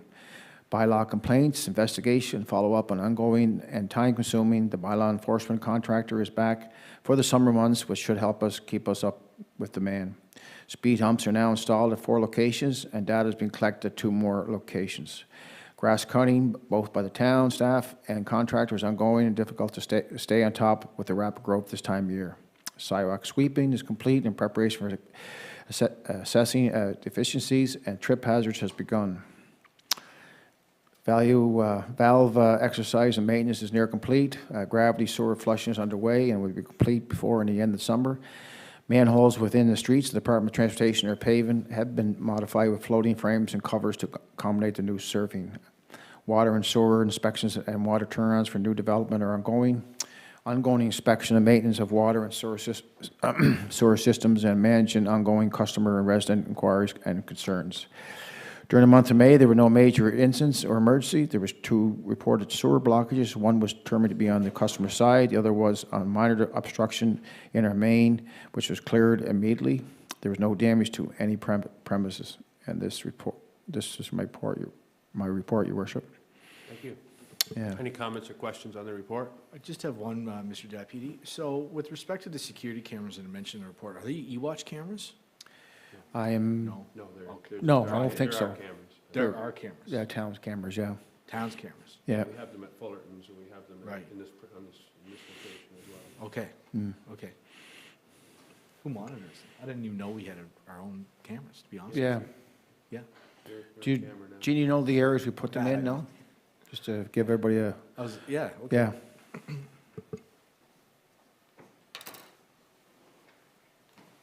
We were just updated at our department staff meeting today that we currently now have 55 cameras throughout the town, which sounds appalling.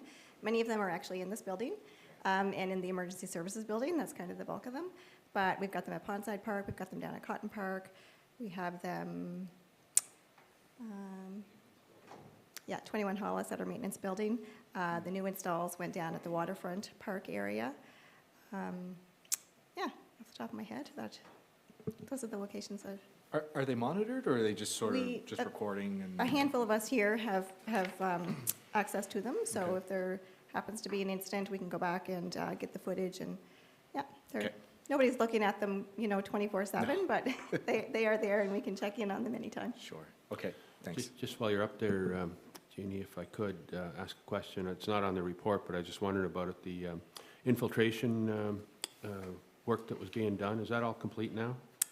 Which, Looking at all the ways that water is leaking into our, So and looking at possible, people having their pipes connected to our, it's an ongoing effort. We have been carrying our inflow and infiltration program capital budget every year, and picking away at maintenance that needs to be done to correct some of that. This year, we've moved the money to operations so we can do more videoing of our system to identify areas that need repairs and work done. But we did do some sewer lining work. I don't know if that was what you had seen done back in well, I thought we had a April. project to look at all of our, what are those drainage pipe, our manholes and that sort of thing, to see where we were getting water, like surface water, whatever, coming into our It's an our annual project. sanitary sewer. Yep, it's an annual project. We always carried it, as I said, as an inflow and infiltration project in our budgets.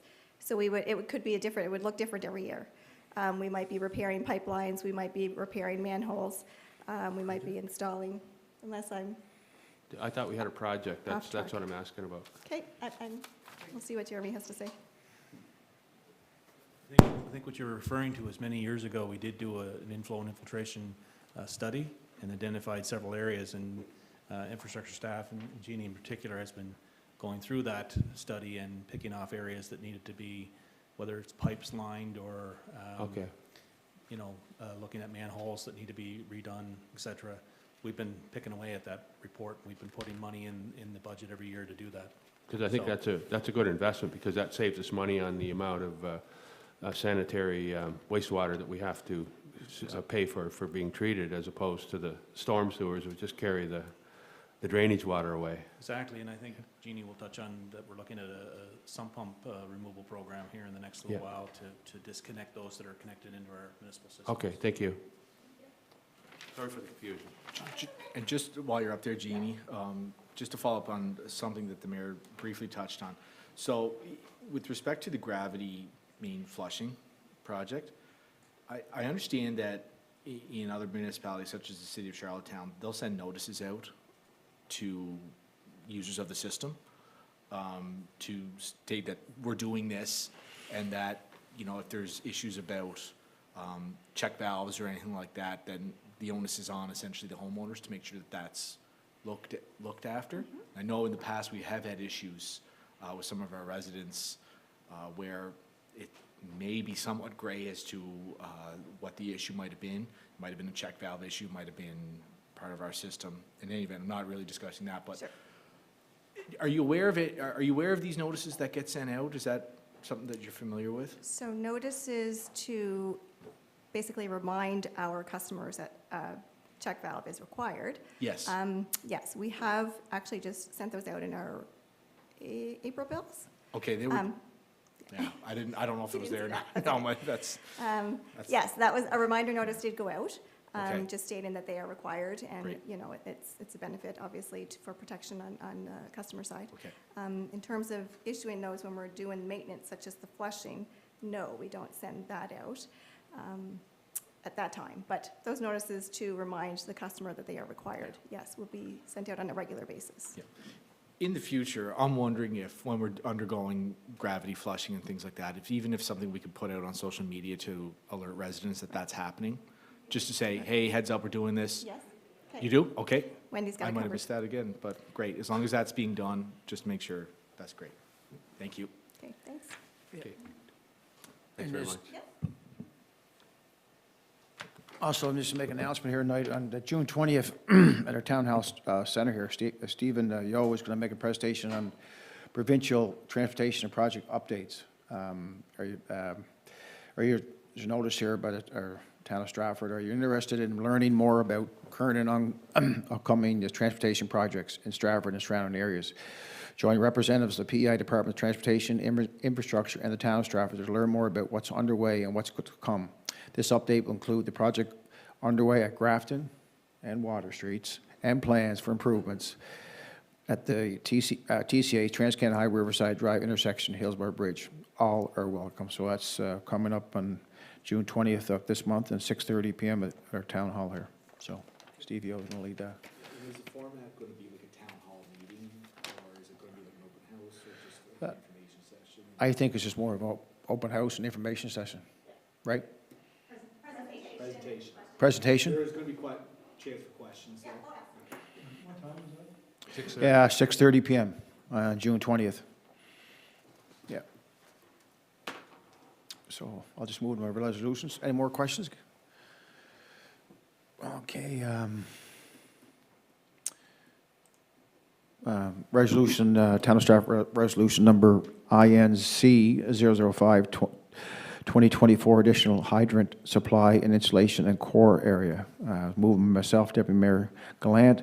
Whereas two tenders were received on May 24 of 2020 for the supply and installation of 8 hydrants along Myrtle Street and Mason Road, including 4 driveway accesses to the hydrants along Myrtle Street, and the results as follows.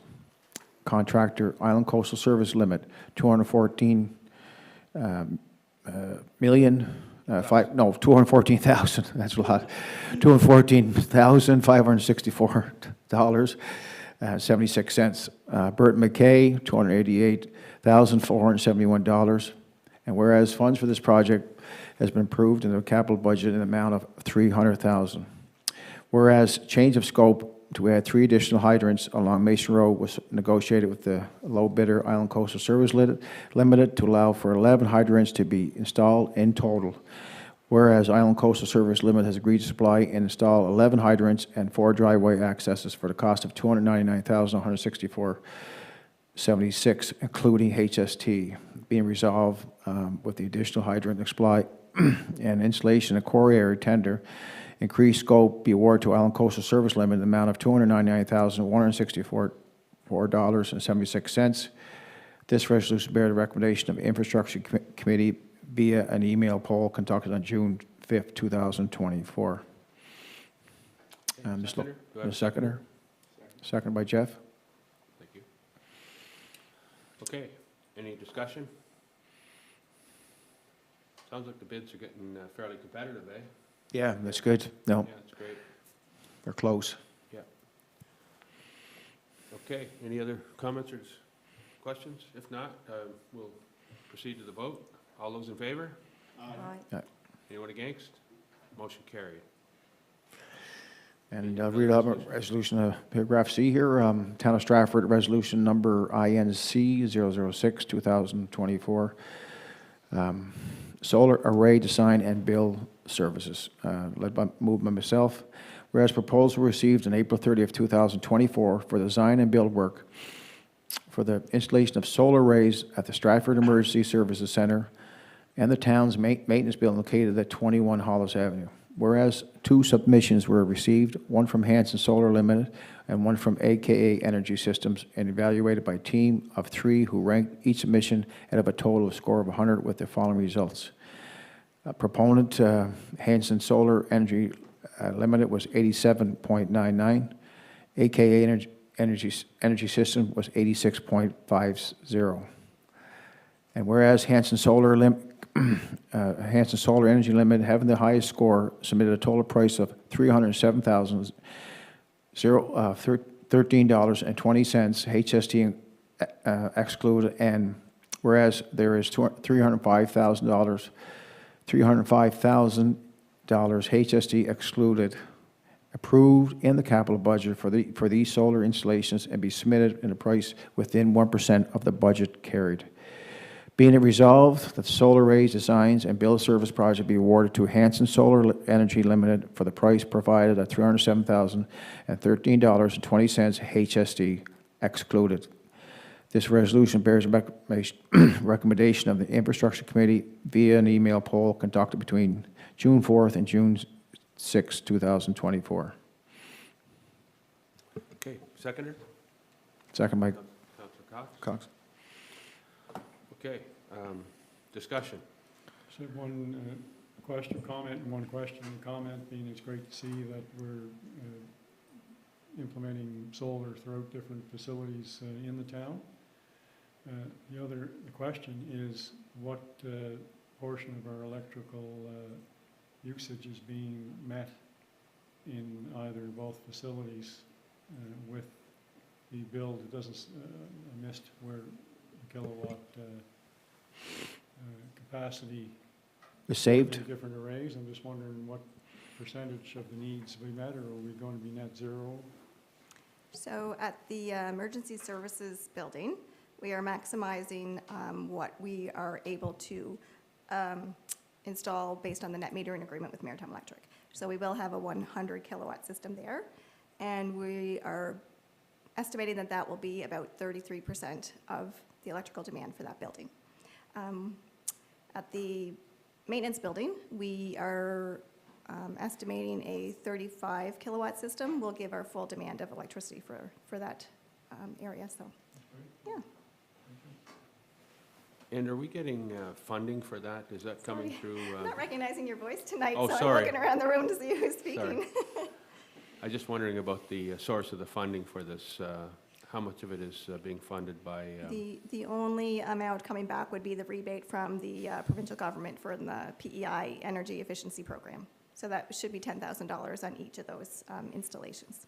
So we did apply to the Green Municipal Fund and we weren't able to? We tried several funds where we could not get them to qualify. The Emergency Services Building was, didn't meet the eligibility because it's an emergency yes. services Right, building. right.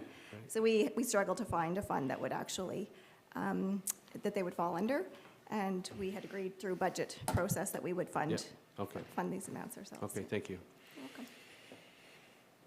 All right, any other comments or questions? Yeah, I have a few. So the design, is it rooftop mounted? Yes, they are, Yeah. both. Okay, all right.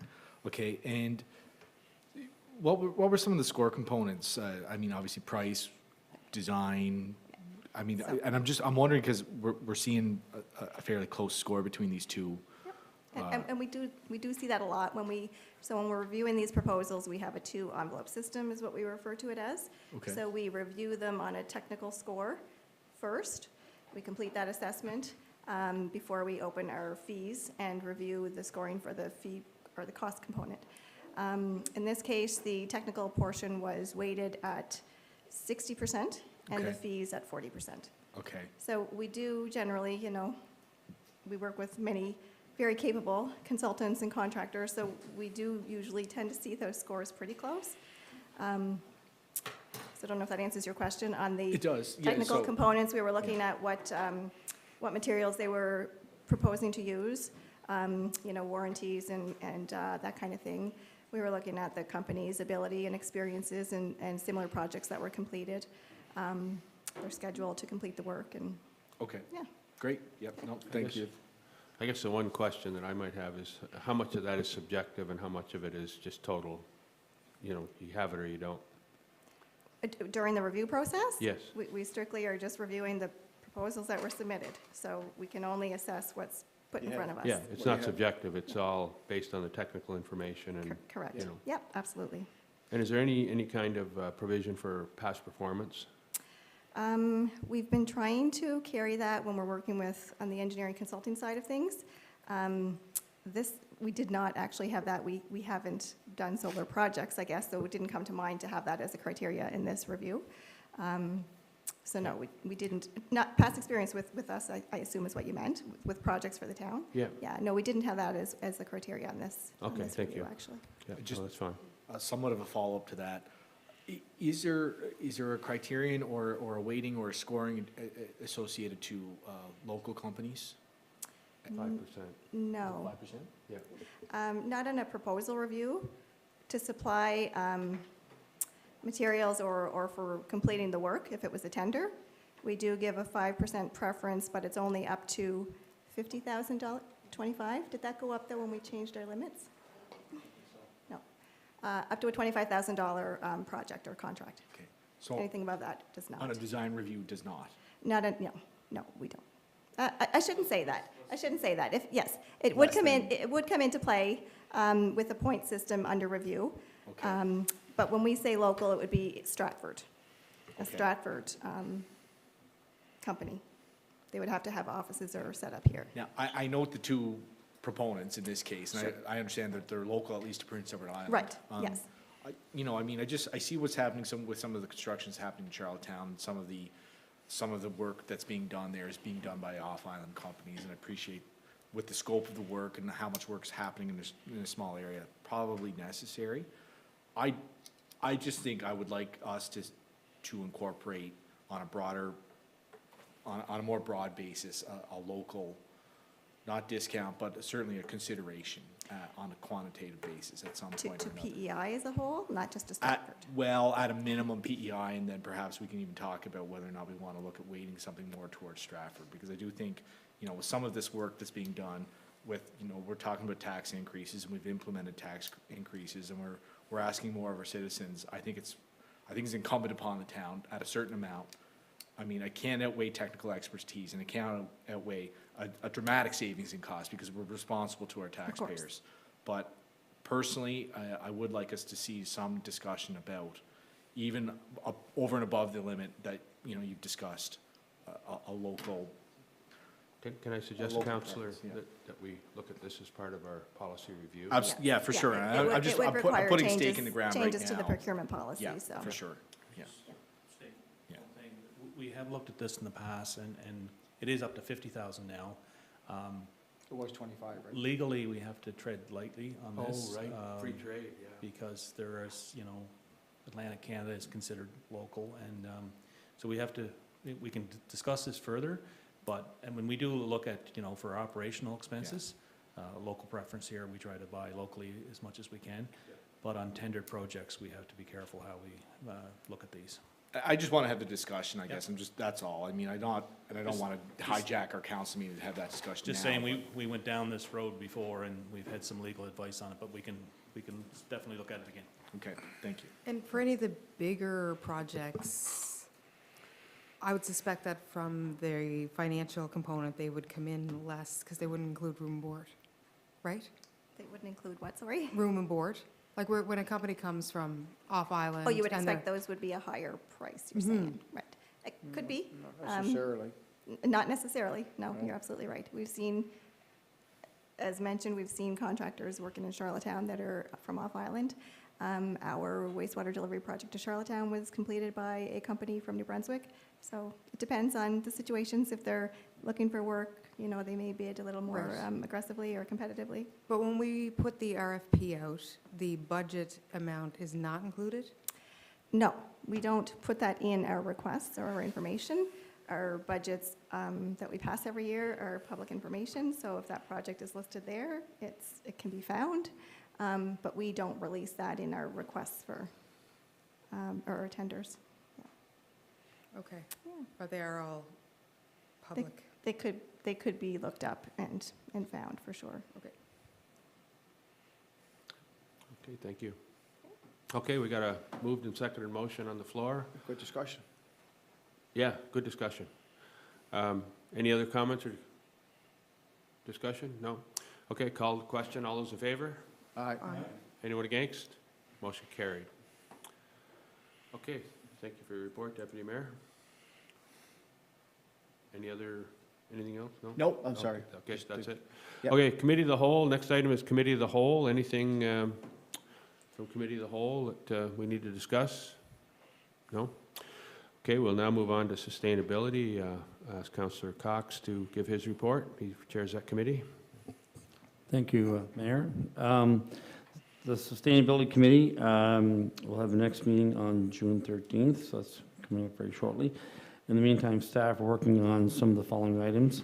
In partnership with the Heritage Subcommittee, a wonderful tree planting and learning opportunity was held on Friday, May 17th, as a young tree, which is a descendant of an oak tree from Vineyard Ridge, I think we talked about that, was planted on the front of the Veterans Memorial Green. And around 170 grade 2 students from Glen Stewart were present, and it's nice to see young people carrying on this wonderful tradition of honoring our veterans. So staff will be working on a date for the fall event with the local business community to continue discussions on revitalizing the previous Stratford Business Group. The residential tree planting program is wrapping up successfully with 50 trees allocated to residents. Feedback from residents has been very positive, with many sharing their appreciation for having this program available. Personally, this is the second year that I was able to get a tree from the program, and it was excellent. I just had to dig a small hole, and they came and put the tree on my yard, and they came back and planted the tree. So I have 2 red oaks beside each other from the town, and along with 3 other trees, golden oaks that I purchased from Woods Tree Nursery after the hurricane. So it's nice to have some trees that were put together and put into our yard from not only the town but a Stratford business. With a grant received from Tree Canada to enhance street parks in Stratford with trees and shrubs, the first event was successfully held at Horton Park, where Stratford's youth group actively participated in planting 5 trees and 15 shrubs. 2 additional events are scheduled this month at Clearview and Starling Park. To further engage and educate the community, we will be installing informative panels at each park, detailing the species of trees and shrubs planted and their benefit to our environment here in Stratford. As part of the restoration efforts of Morris Pond, we'll be planting approximately 250 shrubs around the pond. This initiative aims to increase the biodiversity and improve the local ecosystem. The addition of diverse plant species will contribute to the health and sustainability of the pond's environment, and so I must just say that is totally wonderful to hear that. We have secured funding for the $2 billion tree program to plant 120 trees across various town parks and trails. Planning for this project is currently underway. This project will significantly enhance the green spaces in our community, providing environmental, aesthetic, and recreational benefits for all residents. CADAF recently attended the Global Sustainability Island Summit as representative of the town of Stratford. The summit was beneficial, providing valuable insight into sustainable practices, innovative solutions, where attendees from around the world attended the conference that was hosted here on Prince Edward Island. There's been ongoing discussions with expanding the water school across PEI, as it currently limited to Stratford, Charlottetown, and Cornwall. Together with Billy Ramsey and Jane Farkelson, CADAF had the opportunity to present water school to several key provincial officials. The response to the demonstration is very positive, and there is a commitment for funds from Minister Myers to hire a consultant to conduct research on the strategies needed for expanding the water school program. So we'll have more of that on that in the future.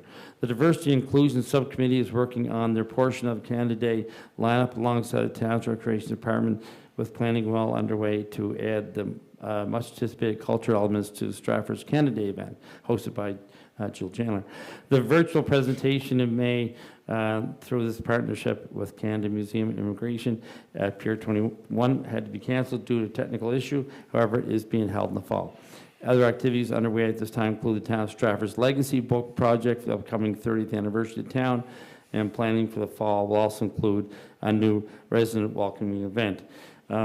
If I can add just 2 more things here. Last month, the precipitation level on Prince Edward Island was about 1/3 of what it normally is, and June is on pace right now to exceed that.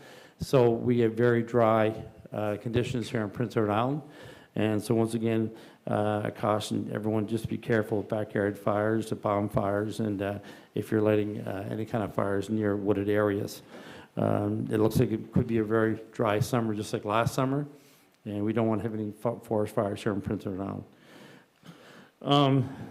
The next municipality sustainability conference was announced while the mayor, Councillor Steve Glant, and myself were at the Federation of Municipalities in Calgary meetings. This conference will be held in Fredericton in early February. I'm really looking forward to getting to talk to some people. Last time we got to go to that was in Ottawa, and it's really nice to connect with other municipalities and what they're doing, not only for sustainability as it comes to green spaces and according to replanting, et cetera, deforestation and reforestation, but also about sustainability as it applies to our businesses in our area, which is very important. Anyway, that's basically my report. Thank you for listening. A great report. Any comments or questions? Just, how's the tree planting, Council, the tree planting program in Stratford that we just passed? We just did the 50 trees kind of thing? Yeah. Yeah.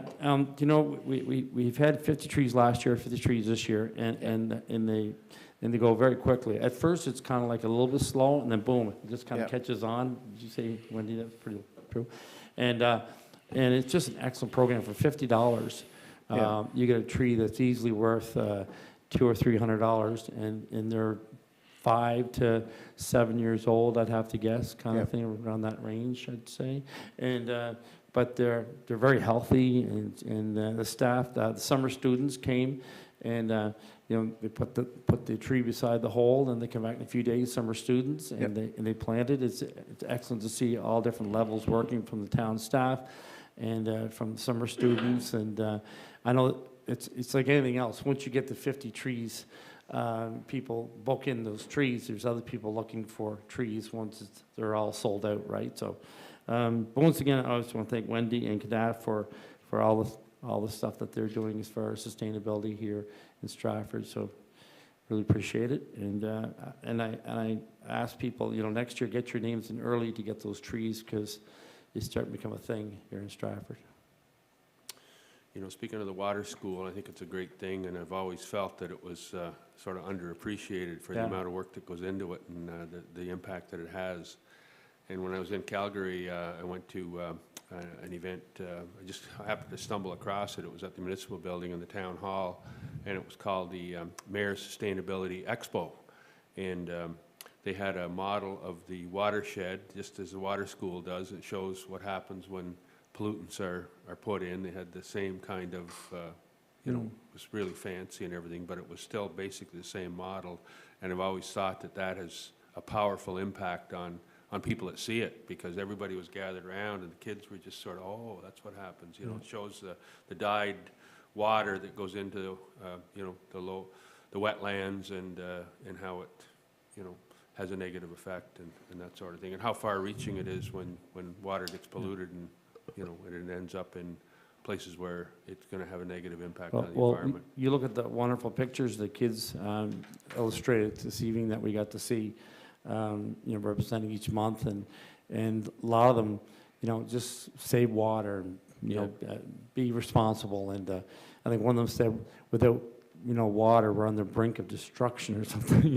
They're really well done, but it just shows you. Here we are in Calgary, and one of the main water pipes breaks and causes quite a, it's quite a thing in Calgary to have that happen, and it made the national news, obviously, and caused quite a disruption, and a lot of people are still, I think, up to 2 days ago, we're still told to watch their water consumption, showers, and everything else, so it really crippled that town a little, in some respects. I think one of the things that, maybe we could think about and talk about in the future is following up a suggestion you made to have something every year with the school children. I think, Sustainability Expo would be something that we may want to look into and bring all the sustainability initiatives together and demonstrate them for the community and let people know things like the tree program and, and the water school and all the other things that. That's the only thing tonight that I find each year we do this. Sometimes I wish the kids had a few minutes to explain what is in their picture, what was their inspiration, you know, because there could be other things in the picture we didn't see or whatever, and Yep. just kind of explain, yeah. I don't want to download any more work onto the educators, but even if it's a short video clip of them, and that can be assembled and put on our town website or something like that. Yeah. You know, just to give them, I mean, I know there's privacy issues and there's all kinds of issues, but it'd be nice for them to have the moment to shine and Yeah. explain what's going on. Even if it was just shown here with the parents and stuff, it's just to have that put together, like to hear a few of their thoughts, it would be really magical, I think, to have that. All right, well, thank you for your report. Any other comments or questions? No? If not, we'll move to Intergovernmental Affairs and Accountability Committee. That's my committee. I chair that committee. There was a meeting held on the 23rd of May. I'll just briefly go over some of the minutes. We talked about a number of the intergovernmental initiatives and accountability initiatives that are underway in our town. We spoke about the revenue sharing. We updated the committee and sought their input in terms of revenue sharing.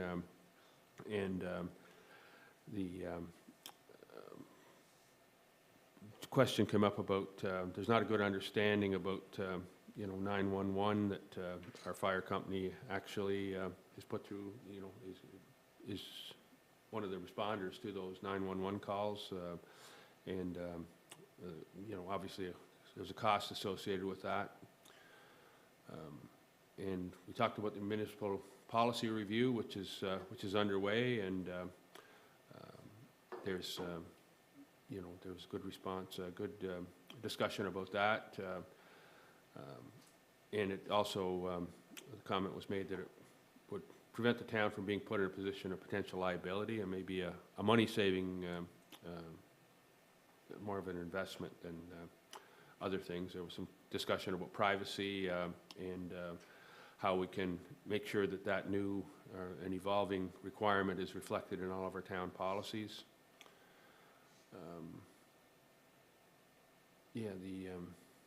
We've spent a lot of time discussing the meeting that was held with the Premier and members of Cabinet, there was some good questions and some good suggestions in terms of follow-up and how we can perhaps use some best practices to make sure that we're as effective as we can be in terms of our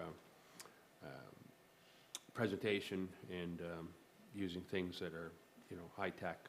The drone footage, I think the flyover of the community campus site, that had a particularly impactful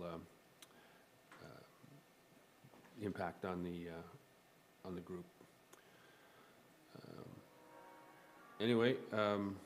Just talked about a number of other issues. I guess it's all in your package there. I won't go through everything, but is there any comments or questions on the minutes?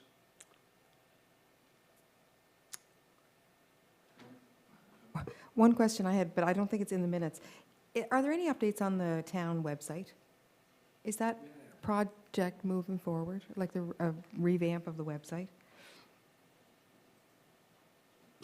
Ask, Yeah, it is moving forward. I have a draft started of the RFP, but we don't have the RFP out yet. But Okay. it is in this budget year, so we will be Okay. doing that work. Okay, awesome. And while you're up there, do you want to say anything about your discussion on the initiative Let's Meet? Yeah, I haven't moved anything further from our meeting on that, but this kind of came as an idea out of a lot of especially in the spring, we find that, the front desk and others get a lot of inquiries that maybe could easily be conversations between neighbors and solved fairly easily without a phone call to the town or the town having to get involved. So we were kind of just mulling around this idea and tentatively have it called kind of Let's Meet or Meet Your Neighbor or something, but this idea of maybe creating a template that could live on our website, sharing it with real estate agents and whatnot, encouraging residents when somebody new moves into their neighborhood to fill out this quick form. I mean, it would have optional kind of things in there, but, your dog's name, your kid's name, I don't know, whatever you feel comfortable putting on there that you would leave with your new neighbor, Because what people typically respond to us and say is, well, I don't even know my neighbor's name. And so it's kind of this idea of like, how do we encourage people to actually take that step, meet their neighbors? And so we had a discussion at Intergovernmental Affairs about perhaps, is there something sort of simple that we could do that, it's not a requirement or anything, but some people in the community hopefully might take the opportunity to just say, I would fill something out and, go over and knock on their door or something. It gives you that, instead of just sort of knocking on their door, it gives you maybe something that you're delivering while you do that. So we're going to give it a try and just kind of have something that maybe just lives there that people can print off and do on their own and take some initiative to hopefully meet more of their neighbors in the future. Mm-hmm. Yeah. Some more community solidarity and. Yeah. No, I think it's great, so thank you very much for that. Any other comments or questions? Okay, we'll move on to any inquiries by members of council around anything we previously discussed or anything new. If not, we'll move to other committees. Stratford Seniors Complex, Deputy Mayor Gallant. Senior chairs that Deputy Mayor committee. Glenn. Yes, thank you, Worship. We had a meeting yesterday, was it yesterday? Yeah, yesterday. The days are going. Still on Calgary time. The financial statements have been finalized and approved by council. All units are now rented, and currently there are 22 people on the waiting list. So the kitchen cabinet replacement is underway, and 5 units completed again this year. So I think that's the last 5, Kim, of all the rooms up to date. Received quotes for building assessment review that is required by CMHC, and the tender has been awarded to Coles Associate, working with Coles to get the business site up, working on an issue between tenants at the building, meeting with both sides to discuss. Annual inspections will be scheduled for June of this month, working on scheduling a meeting with Canadian Morgan Housing Corporation to discuss current agreement options for renewal. So I guess our contract expires this year. Yeah, so we're looking, hopefully we'll begin getting great support from the Canadian Morgan Housing Corporation. So Great, that's it. thank you. Yeah. Any comments or questions on Deputy Mayor's report? I always ask about the heat pumps. Do we get a heat pump for the common area? Or is it coming? I'm doing that as part of the site visit with Coles. Okay, thank you for your report. We'll now move on to appointments to committees, and this committee is for It's for Heritage.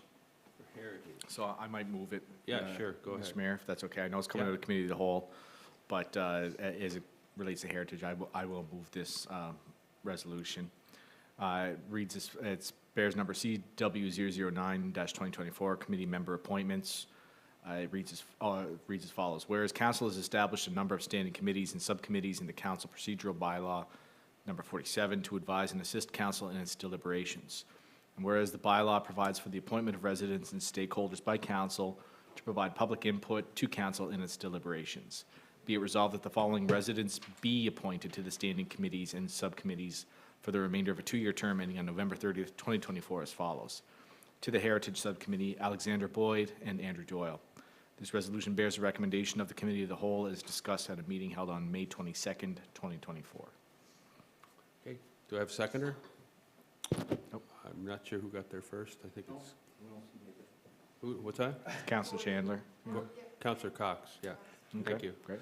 Okay, so we got a moved and seconded motion. Any discussion? Okay. All those in favor? Aye. Anyone against? Motion carried. Okay, I think that's, no more appointments. And I do have a proclamation, and the proclamation is, whereas in the spirit of reconciliation, the town of Stratford acknowledges that the land upon which we gather is the unceded Mi'kmaq territory, and Mi'kma'ki is covered by the historic treaties of peace and prosperity. And whereas June is recognized as National Indigenous History Month in Canada and is an opportunity to bring awareness and understanding of the diverse histories, resilience, and achievements of Indigenous people across our country. And whereas June 21st is National Indigenous Peoples' Day, an opportunity to amplify Indigenous voices and perspectives, enriching our understanding and appreciation of Indigenous cultures and heritage across Turtle Island. And whereas June 30th is Indigenous Survivors' Day and provides a significant opportunity You're right.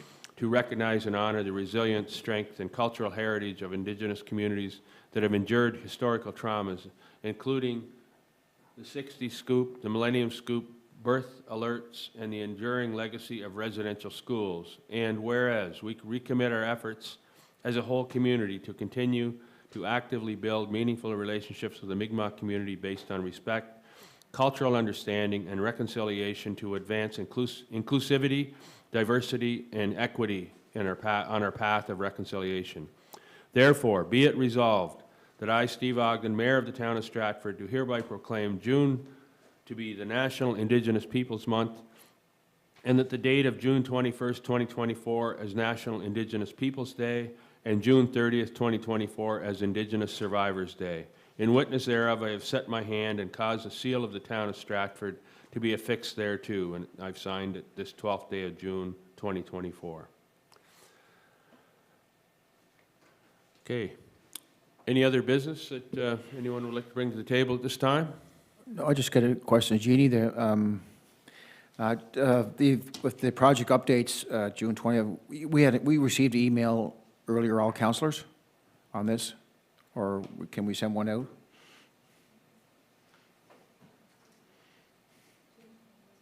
Just to make everybody aware of it, so, yeah. Okay. Okay, yep, no problem, thank you. Okay. If there's no other business, I'll entertain a motion for adjournment. Okay, we're now adjourned. Thank you very much, everybody.